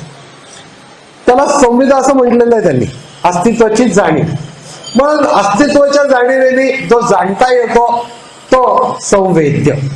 कुणाच्या अस्तित्वाची जाणीव? स्वच्या अस्तित्वाची जाणीव, स्वतःच्या आतमध्ये असलेला शुद्ध चैतन्य स्वरूप स्वसंवेद्य. म्हणून पहिल्या ओळीमध्ये ओम नमो जी आद्या वेद प्रतिपाद्या जय जय स्वसंवेद्या आत्मरूपा देवा तुझे गणेश सकलमती प्रकाश म्हणे निमंत्रित दासो अवधारिजो. अशा रीतीने जर का प्रवास बघितला तर तू योग्य कर्म कर. तत्वज्ञानाच्या फार नादी लागू नको. जो प्राप्त करतो सर्व जो बापा तो नित्य यज्ञ जाणपा, म्हणून वर्तता ते पापा संचार नाही. हा निजधर्म जे सांडे त्याची कुकर्मी रतीकडे, म्हणून आणि कुकर्मी रतीकडे त्याची बंद पडे संसारिक. म्हणून सहजपणाने, किती सहज आहे स्वकर्म, इतकं सहज आहे की सहज तुमच्या जवळ आहे. जांभया पसरे मुख ते अवचटे पडे पियुक, तैसा संग्रामात एक पात्राचं, म्हणजे जांभई देणं मुख पसरलं आणि एकदम अमृतच पडलं, तशा प्रकाराने स्वधर्म आहे. नाही फार जर का मी हे बोलायला लागलो की आपल्याला ते कळेल जांभया पसरे मुख. मुख्य गोष्ट ही आहे की प्राप्त कर्तव्य कर्म करणे. दुसरी गोष्ट म्हणजे काय आहे तर नामस्मरण. जो नामस्मरणाच्या बाबतीमध्ये हे तुम्ही वैकुंठी नसे, वेळू एक भानुबिंबी न दिसे, वरी योगियांची मार दिसे, उमरडोनीच आहे तरी तयापाशी पांडवा मी हारपला घेवसावा, जेथे नाम घोष भरवा करते. हो, अशा प्रकाराने अंतःकरण नामयुक्त आहे. ही दुसरी गोष्ट म्हणजे कर्म करताना सुद्धा नाम चालू आहे. तिसरी गोष्ट म्हणजे एकांतामध्ये नाम ध्यान करणे, थाईचं बैसवणी करा एकचित्त, त्या पद्धतीने शांतपणाने एकाग्र होऊन तू ध्यान. ते करता करता अस्तित्वाची जाणीव, तिचा प्रकाश तुला समजेल आणि मग सगळ्या विश्वात तीच चैतन्य आहे अशा प्रकारचा अनुभव येईल. मग जे जे काही भूत मात्र दिसेल ते ते भगवंत, जे जे देखी जे भूत त्याची जाणीव भगवंत, हा भक्तियोग निश्चित जाणून. हे निश्चित इथपर्यंत यायचं आहे बाबा. तुला आता जे जे भूत दिसत ते भूतच वाटत आहे तसं नको वाटत. तुला ते भगवंत वाटत इथपर्यंत प्रवास घडलं अंतःकरणाचा ज्ञानेश्वरीच्या सहाय्याने. त्याच्यानंतर त्यांनी ते सौंदर्यपूर्ण जे वर्णन केलेलं आहे की त्या ज्ञानी पुरुषांचं परब्रह्माचे रसे देहाकृतीचे मुसे मोतीव झाले तैसे दिसती आणखी. जसं काही परब्रह्माचा रस त्यांच्या आतमध्ये घातलेला आहे आणि तो ओतला आहे आणि त्याचे जसे काही पुतळे झालेले आहेत परब्रह्माच्या रसाचे पुतळे म्हणजे ज्ञानी. हे कधी कधी त्यांच्या व्याख्या इतक्या विलक्षण असतात की स्वाध्याय करायचा, जर स्वाध्याय करायचा अभ्यास करायचा काय करायचं कारण की आपलं रूप ज्या वेळेला आपण आरशात बघतो की नाही, तर आरशात आपलं रूप बघण्यासाठी आपल्याला आरसा लागतो. तसं आपलं स्वरूप जर का बघायचं असेल तर या ग्रंथामधलं बघता येतं की जसं ज्ञानेश्वर की आपलं स्वरूप बघण्याच्यासाठी सौंदर्यपूर्ण दृष्टांता सहित ज्ञानेश्वर महाराजांनी हा जो काही विलक्षण ग्रंथ, हा सगळं झाल्यानंतर तो असं त्यांनी त्या योगाचं वर्णन करताना असं म्हटलंय, कनकचंपकाचा कळा की अमृताचा पुतळा, नाना सासेंजला मळा कोवळिकेचा मळाच आहे, शारदीचे ओले चंद्रबिंब पालेले का तेजची मूर्त बैसले आसनावरी. चंद्राचं तेज, चंद्रबिंब पाललेले म्हणजे ते पाघळलं आणि त्याचं तेजाची मूर्ती आसनावरती बसले असं वाटतं. कुठं असेल असं? इथंच आहे, इथंच आहे, इथंच महाराज बसलेले आहे. आणि ते त्या संजीवन समाधीमध्ये असंच वाटते तेजाचे बैसले आसनावरही त्या ठिकाणी ते आहे, माऊली स्वरूपामध्ये आहेत, तेजस स्वरूपामध्ये आहेत. आपल्या अंतःकरणात सगळ्यांच्या तेजाला वर्धन करणे, त्याला प्रेरणा देणे. आणि असं म्हणतात की मी जिथे त्या ठिकाणी तुम्ही या, मी आहे तुमच्याबरोबर. पण भक्ती ही अशी गोष्ट आहे, एखाद्याने असं म्हणलं की हठयोग हा अशा प्रकारचा भाग आहे की जिथं माणूस शरीरापासून सुरुवात करतो आणि तो देवापर्यंत पोहोचतो. परंतु दुसरा एक मार्ग असा आहे की जो देवाचा हात धरूनच सुरुवात करतो, त्याला भक्ती असं म्हणतात. त्या भक्तीचा हात धरून आपण चाललेलो. ज्ञानेश्वर महाराज आपल्या बरोबर आहेत. आणि त्यांनी हे मुख्य गोष्ट की या विशेष ग्रंथ, त्याच्याबद्दल किती बोलत, कितीतरी गोष्टी एक वर्ष लागेल तरी बोलणार नाही, रोज बोललं तरी, की ज्ञानेश्वरीचं सौंदर्य. तशाप्रकारे ज्ञानेश्वरी अप्रतिम सुंदर असं म्हणण्याचं देखील कारण नाही, इतकी सुंदर आहे. मुख्य म्हणजे जसे गीता ही भगवंताची ही वाङ्मयीन मूर्ती आहे, तशी ज्ञानेश्वरी ज्ञानेश्वर महाराजांची वाङ्मयीन मूर्ती आहे. तर ज्ञानेश्वर महाराज आहे, ज्ञानेश्वरी आपल्या समोर आहेत, त्यावेळेला आपण समजलं पाहिजे ज्ञानेश्वर महाराज. भक्त ज्या वेळेला ज्ञानेश्वरीवरती बोलतो, तो वाचतो, त्यावेळेला पहिल्यांदा तिला नमस्कार करतो आणि नंतर पण नमस्कार करतो, हे तुझं तुला अर्पण असं, अशा प्रकारे बोलून महाराजांच्या चरणी अर्पण. हरिओम तत्सत.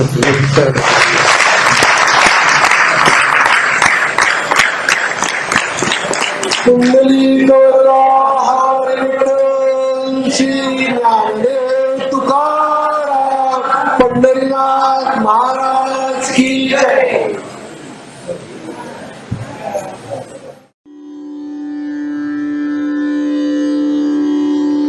यस्य स्मरणमात्रेण चित्तं भवति निर्मलम् स्वामी समाधवानन्दो नित्यं वसति मे हृदि. ॐ तत्सत्.